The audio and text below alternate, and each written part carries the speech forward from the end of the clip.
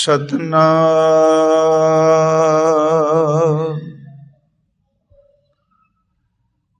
ਧੰਨ ਵਾਹਿਗੁਰੂ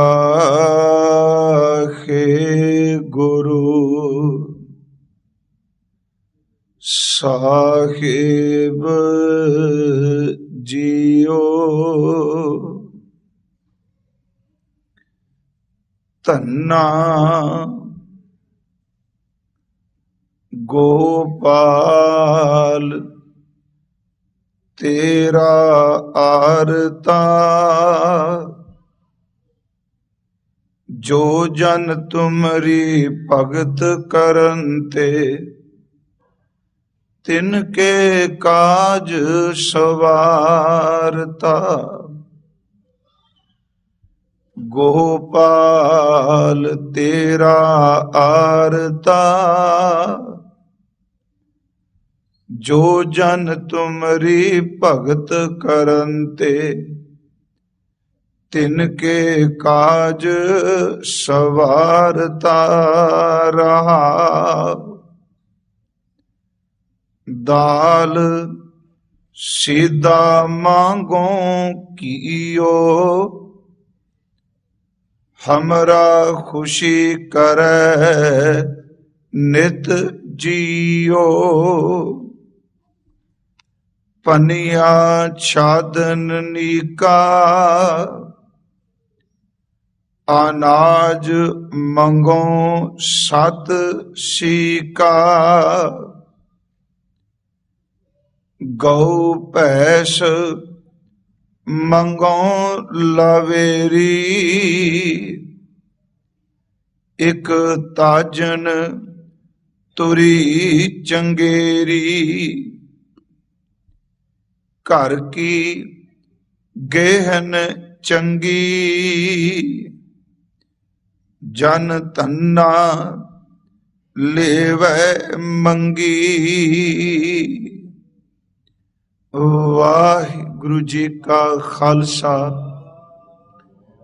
वाहिगुरु जी की फतेह। भगत धन्ना साहिब जी का यह तीसरा शब्द है ते गुरु ग्रंथ साहिब जी दे राग धनासरी अंदर इस शब्द नूं दर्ज किया गया है। इस पावन पवित्र शब्द अंदर भगत जी ने अपने रोजमर्रा जीवन विच जो लोड़ींदियां चीज़ां ने, उन्हां चीज़ां नूं परमात्मा दे सन्मुख रख के उन्हां दी पूर्ति दे लई मालक दे चरनां विच अरदास कीती है। यूं कह लो कि अपना रोज दे जीवन विच जो उन्हां नूं खाण नूं पीण नूं खंडाण नूं और संगत लिए जीवन साथी चाहिदा है, उस लिए अरदास उन्होंने प्रभु दे चरना विच कर दिते। इत्थे आरंभ विच एक अर्ज सिर्फ बाणी चो एक पख लैके मन च ख्याल जरूर उपजे होणगे कि देखो जी भगत साहब ने एक ही कुछ मंगिया, पर उन्हां दी शुरुआत दे जो शब्द दियां तुकां ने उन्हां नूं कदी विसारीए ना कि ये दुनियादार बंदे दी खा के सौण वाला ते सौ के जिंदगी कढ़ण वाले दा शब्द नहीं, अंदरों जाग्या होया महापुरख है। ते जो रोजाना उन्हां नूं जरूरत है केवल वो बेनती कीती, क्योंकि एक महापुरख सुक्की रोटी दी खातर भी किसी दा मुताज नहीं होना चाहता। बचन है गोपाल तेरा आरता। आरता दा अर्थ कि लोड़वंद, आतुर, जां इऊं कह लो मालक दे दर दा जाचक। कहंदे ने कि गोपाल धरती दी पालना करन वाले परमात्मा, मैं तेरे दर दा मंगता हां, तेरे दर दा भिखारी हां, ते इह मैनूं यकीन है कि गोपाल तेरा आरता, जो जन तुमरी भगत करन ते जेड़े सेवक तेरी भगती करदे ने तिनके काज सवारता। तू उन्हां दे हर कारज नूं सवारना है। पर जदों असी भगत जी का पहला शब्द पढ़िया, जिस दी विचार पिछले साल कीती, ਤੇ ਇੱਕ ਇੱਛਾ ਹੈ ਕਿ ਸਾਲ ਦਾ ਵਕਤ ਵਿੱਚੋਂ ਨਿਕਲ ਜਾਏ, ਸਿਰਫ ਉਸ ਲੜੀ ਨਾਲ ਫਿਰ ਆਪਾਂ ਜੁੜ ਸਕੀਏ। ਉਹ ਸ਼ਬਦ ਸੀ ਭਗਤ ਧੰਨਾ ਜੀ ਦੇ ਬਚਨ ਹੈ, ਕਹਿੰਦੇ ਮਨਾ ਕਿਉਂ ਭਟਕਣਾ ਹੈ, ਹੇ ਚਿੱਤ ਇੱਕ ਪਰਮਾਤਮਾ ਤੋਂ ਬਿਨਾ ਦੂਜੇ ਪਾਸੇ ਕਿਉਂ ਤੂੰ ਆਸ ਲਾ ਕੇ ਬੈਠਾ। ਦੇਖ ਉਹ ਦਿਆਲੂ ਪਰਮਾਤਮਾ, ਤੂੰ ਧਰਤੀ ਦੇ ਕਿਸੇ ਖਿੱਤੇ ਵੀ ਚਲਾ ਜਾ, ਤੂੰ ਜ਼ਮੀਨ ਦੇ ਕਿਸੇ ਟੁਕੜੇ ਤੇ ਚਲਾ ਜਾ, ਤੂੰ ਸਪੇਸ ਵਿੱਚ ਬ੍ਰਹਿਮੰਡ ਵਿੱਚ ਕਿਸੇ ਗ੍ਰਹਿ ਤੇ ਆਪਣਾ ਟਿਕਾਣਾ ਬਣਾ, ਤੂੰ ਕਿਤੇ ਵੀ ਜਾਏਗਾ, ਸਾਰਿਆਂ ਨੂੰ ਦਾਤਾਂ ਤੇ ਰਿਜ਼ਕ ਦੇਣ ਵਾਲਾ ਕੇਵਲ ਇੱਕ ਪਰਮਾਤਮਾ ਹੀ ਹੈ। ਦੇਖੋ ਸ਼ਬਦ ਅਸੀਂ ਪੜ੍ਹਿਆ ਸੀ ਕਿ ਚਿਤ ਚੇਤਸ ਕੀ ਨਹੀਂ ਦਇਆਲ ਦਮੋਦਰ। ਦਇਆਲ ਦਮੋਦਰ ਉਸ ਪਰਮਾਤਮਾ ਨੂੰ, ਦਿਆਲੂ ਨੂੰ, ਹੇ ਚਿੱਤ ਤੂੰ ਕਿਉਂ ਨਹੀਂ ਚੇਤੇ ਕਰਦਾ। ਚਿਤ ਚੇਤਸ ਕੀ ਨਹੀਂ ਦਇਆਲ ਦਮੋਦਰ, ਬਿਬੈ ਨਾ ਜਾਣਸ ਕੋਈ। ਬਿਬੈ ਦਾ ਅਰਥ ਹੈ ਹੋਰ ਕੋਈ ਦੂਜਾ, ਨਾ ਜਾਣਸ ਕੋਈ। ਪਰਮਾਤਮਾ ਤੋਂ ਬਿਨਾ, ਪ੍ਰਭੂ ਤੋਂ ਬਿਨਾ ਤੇਰੇ ਅੰਦਰ ਦੀ ਲੋੜ ਨੂੰ, ਤੇਰੇ ਅੰਦਰ ਦੇ ਦੁੱਖ ਨੂੰ, ਤੇਰੇ ਅੰਦਰ ਦੀ ਪੀੜਾ ਨੂੰ, ਤੇਰੇ ਅੰਦਰ ਦੀ ਅਰਦਾਸ ਨੂੰ ਹੋਰ ਕਿਸੇ ਨਹੀਂ ਜਾਣਨਾ। ਚਿਤ ਚੇਤਸ ਕੀ ਨਹੀਂ ਦਇਆਲ ਦਮੋਦਰ, ਬਿਬੈ ਨਾ ਜਾਣਸ ਕੋਈ। ਜੇ ਧਾਵੇਂ ਬ੍ਰਹਿਮੰਡ ਖੰਡ ਕੋ, ਕਰਤਾ ਕਰੇ ਸੋ ਹੋਈ। ਤੂੰ ਬ੍ਰਹਿਮੰਡ ਵਿੱਚ ਜਾ, ਧਰਤੀ ਦੇ ਕਿਸੇ ਟੁਕੜੇ ਤੇ ਚਲਾ ਜਾ, ਜੋ ਕੁਝ ਕਰਤੇ ਨੇ ਕਰਨਾ ਹੈ ਉਹ ਕੁਝ ਹੀ ਹੋਵੇਗਾ। ਅੱਗੇ ਭਗਤ ਸਾਹਿਬ ਨੇ 3 ਪ੍ਰਮਾਣ ਦਿੱਤੇ ਨੇ, ਉਸ ਵਿੱਚ ਪਰਮਾਤਮਾ ਦੇ ਰਿਜ਼ਕ ਦੇਣ ਦੀ ਜਿਹੜੀ ਬਖਸ਼ੀਸ਼ ਹੈ, ਕਿਵੇਂ ਉਹ ਜੀਵਾਂ ਦੀ ਪਾਲਣਾ ਪੈ ਕਰਦੇ ਨੇ। ਕਿਉਂਕਿ ਗੁਰੂ ਨਾਨਕ ਸਾਹਿਬ ਜੀ ਦੇ ਅੰਮ੍ਰਿਤ ਬੋਲ ਨੇ ਕਿ ਪਰਿਪੂਰਨ ਪਰਮਾਤਮਾ ਉਹ ਕਰਤੇ ਬਾਅਦ ਵਿੱਚ ਨੇ ਤੇ ਦਾਤੇ ਪਹਿਲਾਂ ਨੇ। ਫਿਰ ਬੇਨਤੀ, ਉਹ ਕਿਰਤ ਬਾਅਦ ਵਿੱਚ ਕਰਦੇ ਪਏ ਨੇ, ਪਰ ਜੀਵਾਂ ਦੀ ਰੋਜ਼ੀ ਦਾ ਪ੍ਰਬੰਧ ਜਿਹੜੇ ਬਣਾਏ ਨੇ, ਉਹਨਾਂ ਦੀ ਰੋਜ਼ੀ, ਉਹਨਾਂ ਦੀ ਰੋਟੀ ਦਾ ਪ੍ਰਬੰਧ ਪਹਿਲਾਂ ਕਰ ਦਿੰਦੇ ਨੇ। ਆਸਾ ਕੀ ਵਾਰ ਦੀ ਪੌੜੀ ਹੈ, ਅਸੀਂ ਪੜ੍ਹਨੇ ਆ, ਆਪੀ ਨੇ ਆਪ ਸਾਜਿਓ, ਆਪੀ ਨੇ ਰਚਿਓ ਨਾਉ, ਦੁਈ ਕੁਦਰਤ ਸਾਜੀਐ, ਕਰ ਆਸਨ ਡਿਠੋ ਚਾਓ, ਦਾਤਾ ਕਰਤਾ ਆਪ ਤੂੰ। ਤੂੰ ਪਹਿਲਾਂ ਰਿਜ਼ਕ ਦੇਣਾ ਹੈ, ਫਿਰ ਤੂੰ ਉਸ ਜੀਵ ਨੂੰ ਬਣਾ ਰਿਹਾ ਹੈ। ਪਹਿਲੋਂ ਦੇਤਾ ਰਿਜ਼ਕ ਸੰਭਾਹ, ਪਿੱਛੋਂ ਦੇਤਾ ਜੰਤ ਉਪਾਹ। ਪਹਿਲਾਂ ਰਿਜ਼ਕ ਬਣਾ ਦਿੱਤਾ, ਫਿਰ ਬਾਅਦ ਵਿੱਚ ਜੀਵ ਪੈਦਾ ਕੀਤਾ। ਦਾਤਾ ਕਰਤਾ ਆਪ ਤੂੰ, ਤੁਸ ਦੇਵੈ ਕਰੈ ਪਸਾਓ। ਤੂੰ ਤਰੁੱਠ ਕੇ ਜੀਵਾਂ ਨੂੰ ਪਸਾਓ, ਬਖਸ਼ਿਸ਼ ਦੇਣਾ, ਪ੍ਰਸਾਦ ਦੇਣਾ ਹੈ। ਪਰ ਇੱਥੇ ਇੱਕ ਬੇਨਤੀ ਜੋ ਕਰਨੀ ਚਾਹੁੰਦਾ ਹੈ ਦਾਸ, ਇਸ ਸ਼ਬਦ ਦੇ ਅਰਥਾਂ ਨੂੰ ਸਿਰਫ ਆਪ ਨਾਲ ਸਾਂਝੇ ਕਰ ਲੈ। ਭਗਤ ਜੀ ਨੇ ਉੱਥੇ 3 ਬਚਨ ਕਹੇ, ਕਹਿੰਦੇ ਨੇ ਪਰਮਾਤਮਾ ਕਿਵੇਂ ਜੀਵਾਂ ਨੂੰ ਰੋਜ਼ੀ ਦਿੰਦਾ ਹੈ, ਉਹਨਾਂ ਦੀ ਸੰਭਾਲ ਕਰਦਾ ਹੈ। ਉਹਦੇ ਵਿੱਚ ਇੱਕ ਤਾਂ ਉਹਨਾਂ ਜ਼ਿਕਰ ਕੀਤਾ ਮਾਨਵ ਦੇਹੀ ਦਾ, ਦੂਸਰਾ ਉਹਨਾਂ ਨੇ ਜ਼ਿਕਰ ਕੀਤਾ ਹੈ ਕਿ ਇੱਕ ਉਹ ਕੱਛੂ ਕੁੰਮੀ ਦੇ ਬੱਚੇ ਦਾ, ਤੇ ਤੀਸਰਾ ਉਹਨਾਂ ਨੇ ਆਪਣੀ ਰਚਨਾ ਵੀ ਜਿਹੜੀ ਉਦਾਹਰਨ ਲਈ, ਉਹਨਾਂ ਨੇ ਉਸ ਕੀੜੇ ਦੀ ਲਈਏ ਜੋ ਪੱਥਰ ਦੇ ਵਿੱਚ ਰਹਿੰਦਾ ਹੈ। ਪੱਥਰ ਵਿੱਚ ਰਸਤਾ ਵੀ ਕੋਈ ਨਹੀਂ, ਕੋਈ ਦਾਣਾ, ਕੋਈ ਚੋਗਾ, ਕੋਈ ਆਟਾ ਉਤੋਂ ਤੱਕ ਪਹੁੰਚਾਉਣ ਵਾਲਾ ਨਹੀਂ, ਪਰ ਪਰਮਾਤਮਾ ਇਹਨਾਂ ਤਿੰਨਾਂ ਨੂੰ ਹੀ ਰਿਜ਼ਕ ਦੇਈ ਜਾਂਦਾ ਹੈ। ਚਿਤ ਚੇਤਸ ਕੀ ਨੀ ਦਇਆਲ ਦਮੋਦਰ, ਬਿਬੈ ਨ ਜਾਣਸ ਕੋਈ। ਜੇ ਧਾਵੇਂ ਬ੍ਰਹਿਮੰਡ ਖੰਡ ਕੋ, ਕਰਤਾ ਕਰੇ ਸੋ ਹੋਈ। ਅਗਲੀਆਂ ਤੁਕਾਂ ਨੇ ਜਨਨੀ ਕੇਰੇ ਉਦਰ ਉਦਕ ਮੈਂ, ਸਿਰਫ ਅਖਰੀ ਅਰਥ ਆਪਾਂ ਕਰ ਲਈਏ, ਭਾਵੇਂ ਸ਼ਬਦ ਦੇ ਅਰਥ ਆਪਾਂ ਜਾਣਨੇ ਖਾਂ, ਪਰ ਗੁਰਬਾਣੀ ਦਾ ਜਿੰਨਾ ਅਭਿਆਸ ਨਿਤ ਨਵਾਂ ਹੁੰਦਾ ਰਹੇਗਾ, ਉਨੀ ਉਹ ਵਿਚਾਰ ਸਾਡੇ ਅੰਦਰ ਗਹਿਰਾ ਪ੍ਰਭਾਵ ਛੱਡੇਗੀ। ਜਨਨੀ, ਜਨਨੀ ਦਾ ਅਰਥ ਹੈ ਜਨਮ ਦੇਣ ਵਾਲੀ ਮਾਂ। ਕੇਰੇ ਦਾ ਅਰਥ ਹੈ ਉਹਦੇ ਵਿੱਚ, ਉਹਦੇ ਉਦਰ ਵਿੱਚ। ਜਨਨੀ ਕੇਰੇ ਉਦਰ ਉਦਕ ਮੈਂ, ਤੇ ਜਿਸ ਥਾਂ ਤੇ ਤੇਰੇ ਸਰੀਰ ਉੱਪਰ ਕੇਵਲ ਝਿੱਲੀ ਇੱਕ ਜਾਲਾ ਜਿਹਾ ਹੈ, ਪਾਣੀ ਦੇ ਵਿੱਚ ਇਨਸਾਨ ਹੈ, ਇਸ ਕੋਲ ਬੋਲ ਨਹੀਂ, ਇਸ ਕੋਲ ਸ਼ਬਦਾਵਲੀ ਨਹੀਂ। ਜਨਨੀ ਕੇਰੇ ਉਦਰ ਉਦਕ ਮੈਂ, ਪਿੰਡ ਕੀਆ 10 ਦੁਆਰਾ। ਉਸ ਪਰਮਾਤਮਾ ਨੇ ਪਿੰਡ ਆ ਸਰੀਰ 10 ਦਰਵਾਜ਼ਿਆਂ ਵਾਲਾ, ਜਿਹਦੇ 9 ਪ੍ਰਗਟ ਨੇ, 10ਵਾਂ ਗੁਪਤ ਹੈ, ਉਸ ਪਰਮਾਤਮਾ ਨੇ 10 ਦਰਵਾਜ਼ਿਆਂ ਵਾਲਾ ਇਹ ਸਰੀਰ ਪਿੰਡ ਬਣਾ ਦਿੱਤਾ। ਜਨਨੀ ਕੇਰੇ ਉਦਰ ਉਦਕ ਮੈਂ, ਪਿੰਡ ਕੀਆ 10 ਦੁਆਰਾ। ਪਰ ਅਗਲੀ ਬਖਸ਼ਿਸ਼ ਉਹਨੇ ਕੀ ਕੀਤੀ, ਦੇ ਆਹਾਰ ਅਗਨ ਮੈਂ ਰੱਖ ਹੈ। ਉਸ ਪਾਣੀ ਵਿੱਚ, ਉਸ ਅੱਗ ਵਿੱਚ, ਉਸ ਥਾਂ ਤੇ परमात्मा इस जीव नूं आहार देई जांदा है। ਇਹ ਗੱਲ ਵੱਖਰੀ ਕਿ ਭਾਵੇਂ ਉਹ ਆਹਾਰ ਮਾਂ ਦੇ ਰਾਹੀਂ ਦੇ ਰਿਹਾ ਹੈ, ਪਰ ਦੇਣ ਵਾਲੇ ਨੇ ਬਿਧ ਤਾਂ ਖੁਦ ਬਣਾਈ ਏ। ਕਰਤਾ ਪੁਰਖ ਮਾਂ ਦੇ ਉਦਰ ਦੇ ਪਾਣੀ ਦੀ ਅੱਗ ਵਿੱਚ ਇਸ ਜੀਵ ਦੀ ਰੋਜ਼ੀ ਦਾ ਪ੍ਰਬੰਧ ਕਰੀ ਬੈਠਾ ਹੈ। ਜਨਨੀ ਕੇਰੇ ਉਦਰ ਉਦਕ ਮੈਂ ਪਿੰਡ ਕੀਆ 10 द्वारा ਦੇ ਆਹਾਰ ਅਗਨ ਮੈਂ ਰਾਖੈ ਐਸਾ ਖਸਮ ਹਮਾਰਾ। ਕਹਿੰਦੇ ਨੇ ਮੇਰਾ ਖਸਮ ਭਗਤ ਧੰਨਾ ਜੀ, ਕਹਿੰਦੇ ਨੇ ਮੇਰਾ ਖਸਮ ਐਸਾ ਹੈ ਜਿਹੜਾ ਮਾਂ ਦੇ ਉਦਰ ਵਿੱਚ ਵੀ ਰੋਟੀ ਦਿੰਦਾ, ਰਿਜ਼ਕ ਦਿੰਦਾ ਹੈ। ਦੂਸਰਾ ਬਚਨ ਕਹਿਣ ਲੱਗੇ ਕਿ ਕੁੰਮੀ ਜਲ ਮੈਂ ਤਨ ਤਿਸ ਬਾਹਰ। ਤਨ ਦਾ ਅਰਥ ਅਸੀਂ ਕਰਾਂਗੇ ਬੱਚੇ, ਇਹਦੇ ਤੋਂ ਸ਼ਬਦ ਬਣਿਆ ਹੈ ਤਨੁਜ। ਤਨੁਜ ਦਾ ਅਰਥ ਵੀ ਬੱਚਾ ਹੁੰਦਾ ਹੈ, ਤਨ ਵਿੱਚੋਂ ਜੋ ਪੈਦਾ ਹੋਇਆ ਹੈ। ਜਨਨੀ ਕੇਰੇ ਉਦਰ ਉਦਕ ਮੈਂ ਪਿੰਡ ਕੀਆ 10 द्वारा ਦੇ ਆਹਾਰ ਅਗਨ ਮੈਂ ਰਾਖੈ ਐਸਾ ਖਸਮ ਹਮਾਰਾ। ਕਹਿੰਦੇ ਨੇ ਕੁੰਮੀ ਜਲ ਮੈਂ ਤਨ ਤਿਸ ਬਾਹਰ। ਕੱਛੂ ਕੁੰਮੀ ਪਾਣੀ ਵਿੱਚ ਹੈ, ਪਰ ਉਹਦੇ ਬੱਚੇ ਜਿਹੜੇ ਨੇ, ਉਹਦਾ ਆਂਡਾ ਜਿਹੜਾ ਉਹ ਬਰੇਤੇ ਵਿੱਚ ਹੈ।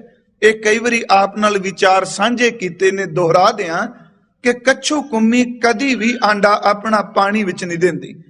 ਜਦੋਂ ਆਂਡਿਆਂ ਦਾ ਵਕਤ ਆਉਂਦਾ ਹੈ ਉਹ ਬਾਹਰ ਰੇਤੇ ਦੇ ਵਿੱਚ ਆਪਣਾ ਆਂਡਾ ਦੇਗੀ, ਪਰ ਆਪ ਪਾਣੀ ਵਿੱਚ ਜਾ ਉਸ ਆਂਡੇ ਦਾ ਧਿਆਨ ਟਿਕਾਣਾ ਸ਼ੁਰੂ ਕਰੇਗੀ। ਜਿਸ ਦਿਸ਼ਾ ਵੱਲ ਉਹ ਆਂਡਾ ਪਿਆ, ਕੱਛੂ ਕੁੰਮੀ ਰੋਜ਼ ਉਹਦਾ ਧਿਆਨ ਟਿਕਾਉਂਦੀ ਏ, ਪਰ ਉਹਦੇ ਧਿਆਨ ਦੀ ਇਕਾਗਰਤਾ ਵਿੱਚ ਪ੍ਰਮਾਤਮਾ ਨੇ ਇੰਨੀ ਤਾਕਤ ਪਾ ਦਿੱਤੀ, ਜਿਉਂ-ਜਿਉਂ ਆਪਣੇ ਬੱਚੇ ਦਾ ਧਿਆਨ ਧਰਦੀ ਏ, ਆਂਡੇ ਦਾ ਧਿਆਨ ਧਰਦੀ ਏ, ਤਿਉਂ-ਤਿਉਂ ਪ੍ਰਮਾਤਮਾ ਉਸ ਆਂਡੇ ਵਿੱਚ ਬੱਚੇ ਨੂੰ ਜੀਵਨ ਦੇਈ ਜਾਂਦਾ ਹੈ। ਖੇਡ ਤਾਂ ਪ੍ਰਮਾਤਮਾ ਦੀ। ਆਖਰ ਕੱਛੂ ਕੁੰਮੀ ਉਹਨੇ ਧਿਆਨ ਕਿਤੋਂ ਸਿੱਖਿਆ ਨਹੀਂ, ਉਹਨੂੰ ਤਾਂ ਕਿਸੇ ਧਰਮ ਗ੍ਰੰਥ, ਧਰਮ ਵਿਦਵਾਨ ਨੇ ਇਹ ਪ੍ਰਚਾਰ ਵੀ ਨਹੀਂ ਕਰਕੇ ਦੱਸਿਆ ਕਿ ਤੂੰ ਧਿਆਨ ਕਿਵੇਂ ਧਰਨਾ ਹੈ। ਇਹ ਜਮਾਂਦਰੂ ਪ੍ਰਮਾਤਮਾ ਨੇ ਉਹਦੇ ਅੰਦਰ ਸ਼ਕਤੀ ਪਾਈ ਏ ਕਿ ਜਦੋਂ ਉਹਦਾ ਆਂਡਾ ਹੁੰਦਾ ਹੈ ਉਹ ਆਂਡੇ ਦਾ ਧਿਆਨ ਧਰਦੀ ਏ। ਧਿਆਨ ਵਿੱਚ ਆਪਣੇ ਆਪ ਬੱਚਾ ਵਿਕਸਿਤ ਹੁੰਦਾ ਹੈ, ਆਂਡਾ ਧਿਆਨ ਨਾਲ ਟੁੱਟਦਾ ਹੈ ਤੇ ਕੱਛੂ ਕੁੰਮੀ ਬੱਚੇ ਨੂੰ ਲੈ ਕੇ ਪਾਣੀ ਵੀ ਚਲੀ ਜਾਂਦੀ ਏ। ਮਹਾਰਾਜ ਜੀ ਭਗਤ ਧੰਨਾ ਸਾਹਿਬ ਕਹਿੰਦੇ ਦੇਖੋ ਮਨਾ, ਕੱਛੂ ਕੁੰਮੀ ਦੇ ਧਿਆਨ ਰਾਹੀਂ ਪਰਮਾਤਮਾ ਉਹਦੇ ਬੱਚੇ ਨੂੰ ਪਾਲ ਲੈ, ਉਹ ਤੈਨੂੰ ਕਿਉਂ ਨਹੀਂ ਰਿਜ਼ਕ ਦੇਗਾ। ਕੁੰਮੀ ਜਲ ਮੈਂ ਤਨ ਤਿਸ ਬਾਹਰ ਪੰਖ ਖੀਰ ਤਿਨ ਨਾਹੀ। ਪੂਰਨ ਪਰਮਾਨੰਦ ਮਨੋਹਰ ਸਮਝ ਦੇਖ ਮਨ ਮਾਹੀ। ਅਗਲੀਆਂ ਤੁਕਾਂ ਨੇ ਪਾਖਣ ਕੀਟ ਗੁਪਤ ਹੋਏ ਰਹਿਤਾ। ਪੱਥਰ ਦਾ ਕੀੜਾ ਤਾਂ ਬਿਲਕੁਲ ਗੁਪਤ ਹੈ, ਉਹ ਨਜ਼ਰ ਵੀ ਨਹੀਂ ਆਉਂਦਾ ਪਿਆ। ਚਾਰ ਚੁਫੇਰਿਓ ਪੱਥਰ ਠੋਸ ਕਠੋਰ। ਪਾਖਣ ਕੂ ਕੀਟ ਗੁਪਤ ਹੋਏ ਰਹਿਤਾ ਤਾਂ ਚੋ ਮਾਰਗ ਨਾਹੀ।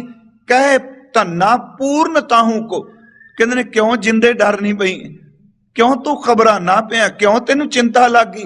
ਕਹਿ ਧੰਨਾ ਪੂਰਨ ਤਾਹੂ ਕੋ ਮਤ ਰੇ ਜੀ ਡਰਾਹੀ। ਨਾ ਡਰ ਭੋਲੀਏ ਜਿੰਦੇ, ਜੇ ਪ੍ਰਮਾਤਮਾ ਮਾਂ ਦੇ ਉਦਰ ਵਿੱਚ, ਜੇ ਕੱਛੂ ਕੁੰਮੀ ਦੇ ਬੱਚੇ, ਜੇ ਪੱਥਰ ਦੇ ਕੀੜਿਆਂ ਨੂੰ ਰਿਜ਼ਕ ਦਿੰਦਾ ਪਿਆ, ਤੂੰ ਅੰਦਰ ਨੂੰ ਵੰਚਲਿਤ ਨਾ ਕਰ, ਉਹ ਪ੍ਰਮਾਤਮਾ ਤੇਰੀ ਵੀ ਸੰਭਾਲ ਕਰੇਗਾ।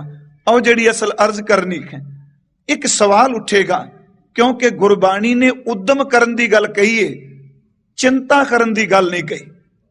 ਕਹਿੰਦੇ ਨੇ ਤੂੰ ਉਦਮ ਕਰ ਪਰ ਚਿੰਤਾ ਨਾ ਕਰ, ਚਿੰਤਾ ਤੇਰੇ ਰਿਜ਼ਕ ਦੀ ਪਰਮਾਤਮਾ ਨੂੰ ਹੈ। ਅਸੀਂ ਬਾਣੀ 'ਚ ਪੜ੍ਹਨੇ ਆ ਕਿ ਨਾਨਕ ਚਿੰਤਾ ਮਤ ਕਰੋ। ਚਿੰਤਾ ਨਹੀਂ, ਉਹਦਾ ਚਿੰਤਨ ਕਰ ਜਿਹੜਾ ਤੈਨੂੰ ਰਿਜ਼ਕ ਦੇ ਰਿਹਾ ਹੈ। ਉਸ ਪਰਮਾਤਮਾ ਦੀ ਬੰਦਗੀ ਕਰ। ਨਾਨਕ ਚਿੰਤਾ ਮਤ ਕਰੋ ਚਿੰਤਾ ਤਿਸਗੀ ਹੈ। ਤੇਰੀ ਚਿੰਤਾ ਉਸ ਨੂੰ ਹੈ। ਜਲ ਮੈਂ ਜੰਤ ਉਪਾਇਨ ਤਿਨਾ ਪੀ ਰੋਜ਼ੀ ਦੇ। ਆ ਸਮੁੰਦਰ ਵਿੱਚ ਉਹਨੇ ਕਿੰਨੇ ਜੀਵ ਪੈਦਾ ਕਰ ਦਿੱਤੇ।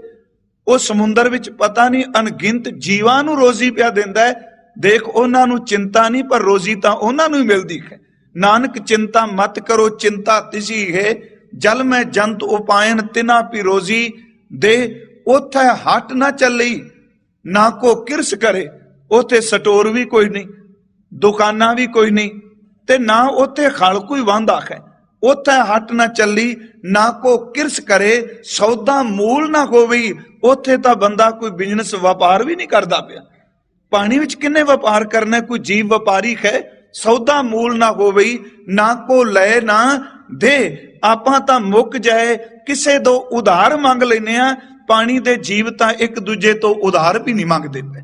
ਸੌਦਾ ਮੂਲ ਨਾ ਹੋਵੇ ਨਾ ਕੋ ਲੈ ਨਾ ਦੇ। ਮਹਾਰਾਜ ਕਹਿੰਦੇ ਨੇ ਫਿਰ ਦੇਖ ਕਿ ਜੀਆਂ ਕਾ ਆਹਾਰ ਜੀ ਖਾਣਾ ਇਹੋ ਕਰੇ ਵਿੱਚ ਉਪਾਏ ਸਾਇਰਾਂ ਤਿਨਾ ਪੇ ਸਾਰ ਕਰੇ ਨਾਨਕ ਚਿੰਤਾ ਮਤ ਕਰੋ ਚਿੰਤਾ ਤਿਸੀ ਹੈ।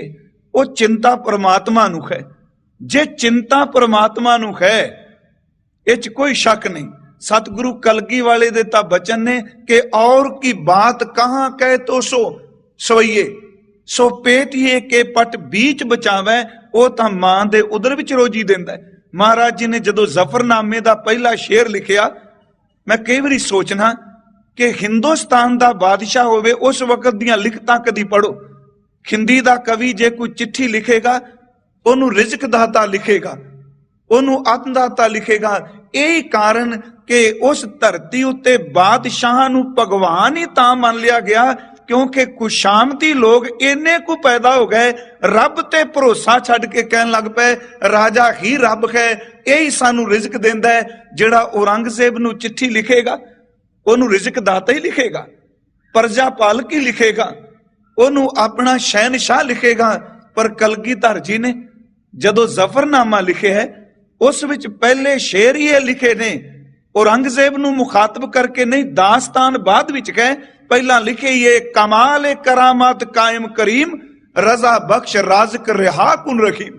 ये भरम कढ़ दिता कि लोग तेनू रिजक दाता प्रजा पालक तेनू बहुत कुछ तुखलस दे दे के जां विशेषण ला ला के तेनू पुकारदे ने। कहन लगे मैं तां अकाल पुरख वैगुरु दियां अलौकिक करामातां दा अजीब शक्तियां दा कायल खां। कहन लगे परमात्मा तू ही रिजक दाता है, तू ही परवरिश करने वाला है। कमाल करामात कायम करीम रजा बख्श राजक रिहा कुन रहीम। राजक दर ते रिजक देने वाला, आमा बख्श बख्शंदा ओ दस्तगीर, दस्तगीर आमा बख्श बख्शंदा ओ दस्तगीर। शरण विच पया होया दी तू बाह पकड़न वाला वाहिगुरु, तेरे तो बिना किसे बादशाह दी की ताकत किसे दी कोई बाह पकड़ सके। ये चैलेंज सी ओनू कि तू भुलेखा मन चो कढ़ दे। आमा बख्श बख्शंदा ओ दस्तगीर, खता बख्श तू गुनाह बख्शन वाला वाहिगुरु। रोजी देखो फिर जिक्र रोजी दा कीता, खता बख्श रोजी देखो दिल पजीर। पजीर दा अर्थ हुंदा प्यारा लगना। तू सब दे दिल नू प्यारा लगना है ते सब नू रिजक पिया देना है, किसे दे गुण अवगुण भी नहीं चितारदा क्योंकि परमात्मा दा सुभाव है उन्हें सब नू रिजक देना। जे कलगीधर दी बचना विच आ जाइए, महाराज जी तां कहंदे ने कि ओ परिपूर्ण परमात्मा वाहिगुरु प्राण के बचैया दूध पूत के दवैया। ओ तां प्राणा नू बचाण वाले ने, दुध पुत्र दियां दातां देण वाले ने। फिर ये भी कहंदे ने जिन्हें तोहे ध्यायो तिन्हें पूर्ण प्रताप आयो, सर्ब धन धाम फल फूल स्यों फलत है। जिन्हें तेरी भगती की ओदे घर च किसी चीज की तू कमी भी ना रहन दिती। जो असल बेनती मैं करनी चाहना कि परमात्मा रिजक दाता है।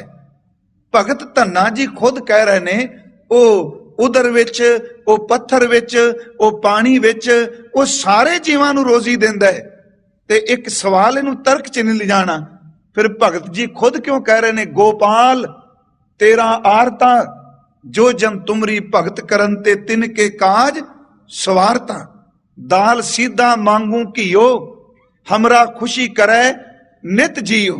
चीज़ां रोजमर्रा जीवन विच वरतन वालियां जे सब कुछ देण वाला है ते एक सवाल उठेगा फिर जी ये उन्हां भगतां ने क्यों मंगिया।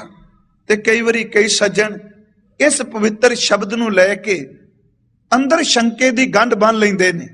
इत्थे एक अर्ज करनी चाहांगा कि केवल भगत धन्ना जी नहीं, जदों असी दुनियादार हो के विचरने हैं ते खास करके मंगदा ओ पिया जिहदी किरत है खेत वाणे। मैनूं खिमा करियो मैं शब्द कहना चाहांगा कि ओ जिमीदार कि जिहदी रोटी अजे घर च बाद च आउणी है ते शाहूकार ने ओदे दाने पहला ले जाने ने, ओ विचारा तां दाने सटदा है ते 6 महीने पहला ही करजाई होया रहिंदा है। ओ भगत एक खेत वाहण वाला महापुरख, देखो इनू किरत नाल जोड़ के देखियो। ओ ये कह रहा परमात्मा कि रोटी एक संसा है, जे बंदे दी रोटी नहीं ये दर दर दा मुथाज है, तेरी भगती किवें करेगा।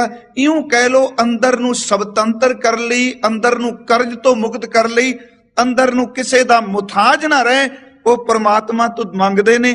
ਤੇ ਭਗਤ ਜਦੋਂ ਅਸੀਂ ਅਰਦਾਸ ਕਰਨੇ ਆ, ਕਿਉਂਕਿ ਇਹ ਸਾਰੀ ਗੱਲ ਕਈ ਵਾਰੀ ਕਾਹਲੀ ਚ ਕਹਿ ਦਿੰਦੇ ਆ, ਨਹੀਂ ਜੀ ਅਰਦਾਸ ਨਹੀਂ ਕਰਨੀ ਚਾਹੀਦੀ, ਕੋਈ ਮੰਗ ਨਾ ਮੰਗੋ।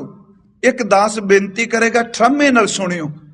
ਦੇਖੋ ਅਸੀਂ ਹਾਂ ਸੰਸਾਰੀ ਲੋਕ, ਗੁਰੂ ਨੇ ਇੱਕ ਕਿਰਪਾ ਬਣਾ ਕੀਤੀ, ਉਹਨੇ ਸੰਸਾਰੀਆਂ ਵਿੱਚ ਨਿਰੰਕਾਰੀ ਪੈਦਾ ਕੀਤੇ। ਨਿਰੰਕਾਰੀ ਦੂਜੇ ਨਾ ਕਿਤੇ ਮੰਨ ਲੈਣਾ, ਨਿਰੰਕਾਰ ਨੂੰ ਮੰਨਣ ਵਾਲੇ। ਸੰਸਾਰ ਹੈ, ਇਹਦੇ ਵਿੱਚ ਨਿਰੰਕਾਰ ਦੀ ਉਪਾਸਨਾ ਰਹਿੰਦਾ ਪਰਿਵਾਰ ਵਿੱਚ, ਪਰ ਸੁਰਤ ਆਪਣੀ ਕਰਤਾਰ ਨਾਲ ਜੋੜ ਕੇ ਬੈਠਾ ਹੈ। ਰਹਿੰਦਾ ਆਪਣੇ ਬਿਜ਼ਨਸ ਵਿੱਚ ਹੈ, ਪਰ ਅੰਦਰ ਵਾਲਾ ਜਿਹੜਾ ਹੈ ਉਹ ਪ੍ਰਮਾਤਮਾ ਨੂੰ ਕਦੀ ਭੁੱਲਦਾ ਹੀ ਨਹੀਂ। ਗੁਰੂ ਸਾਹਿਬ ਨੇ ਇੱਕ ਬਚਨ ਕਿਹਾ ਕਿ ਸਰਵਰ ਕਮਲ ਕਿਰਨ ਆਗਾਸੀ ਬਿਗਸੈ ਸਹਿ ਸੁਭਾਈ। ਗੁਰੂ ਗ੍ਰੰਥ ਸਾਹਿਬ ਦੀ ਤੁਕ ਹੈ ਕਿ ਕਮਲ ਦਾ ਫੁੱਲ ਸਰੋਵਰ ਵਿੱਚ ਹੈ ਤੇ ਪਿਆਰ ਉਹਦਾ। ਕਦੀ ਤੁਸੀਂ ਦੇਖੋ ਕਮਲ ਦਾ ਫੁੱਲ ਆਪਣੀ ਗਰਦਨ ਪਾਣੀ ਵੱਲ ਨਹੀਂ ਝੁਕਾਉਂਦਾ, ਜ਼ਮੀਨ ਵੱਲ ਨਹੀਂ ਝੁਕਾਉਂਦਾ।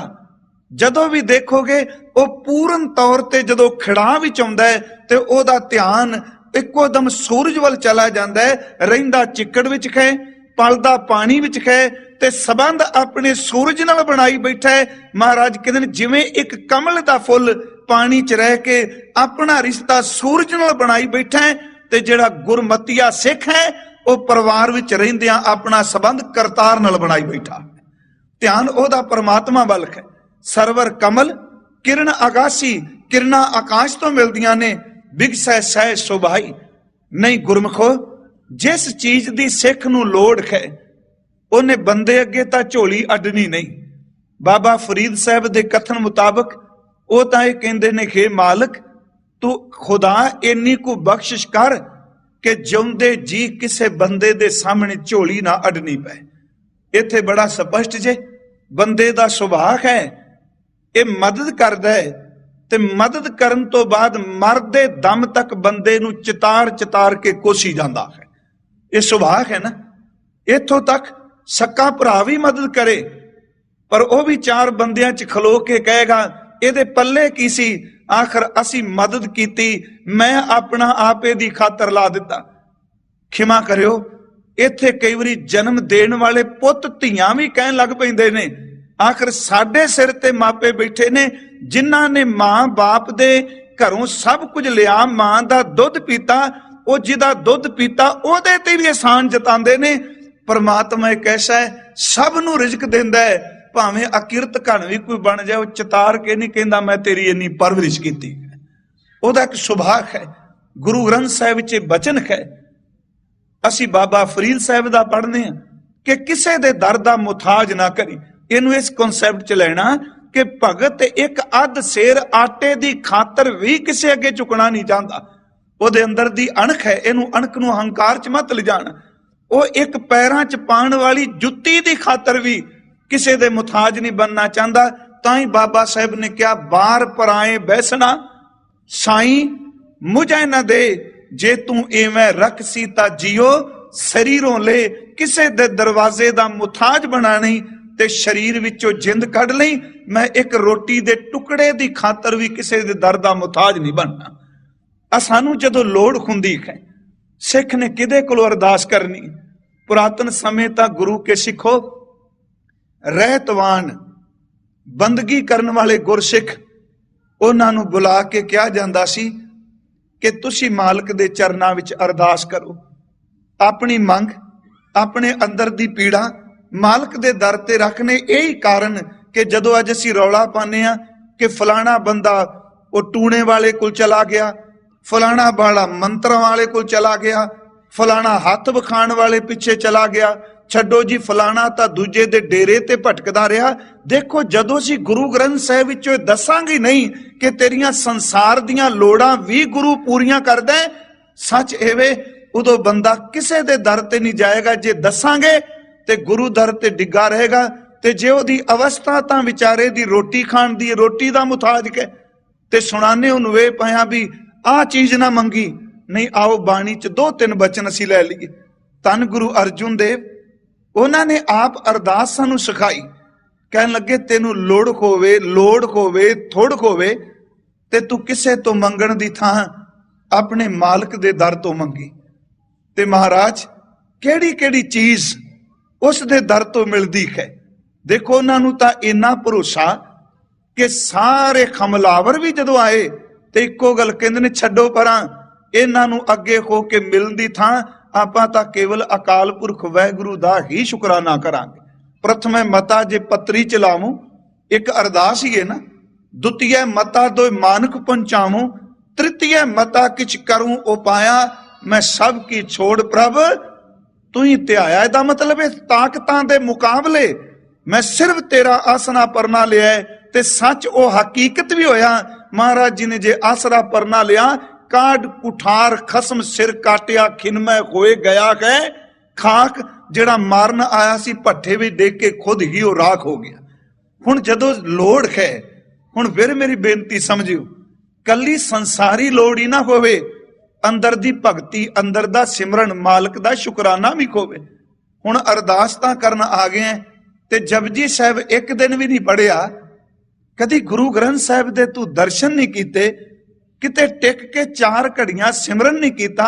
ਉਹ ਬੰਦਿਆ ਇੱਕ ਬੰਦੇ ਤੋਂ ਵੀ ਕੁਝ ਮੰਗੇ ਤੇ ਬੰਦਾ ਉਹਨੂੰ ਵੀ ਥੈਂਕਸ ਕਹਿ ਦਿੰਦਾ। ਤੇ ਜਿਸ ਰੱਬ ਨੇ ਇੰਨਾ ਕੋਈ ਸਵੇਰ ਤੋਂ ਸ਼ਾਮ ਤੱਕ ਤੈਨੂੰ ਦਿੱਤਾ, ਸਵੇਰੇ ਉੱਠ ਕੇ ਇੰਨਾ ਕੋਈ ਸ਼ੁਕਰ ਕਰ ਦਿਆ ਕਰ, ਮਾਲਕਾ ਤੇਰਾ ਧੰਨਵਾਦ, ਅੱਜ ਜ਼ਿੰਦਗੀ ਜੀਣ ਵਾਸਤੇ ਇੱਕ ਦਿਨ ਤੂੰ ਹੋਰ ਦੇ ਦਿੱਤਾ ਹੈ।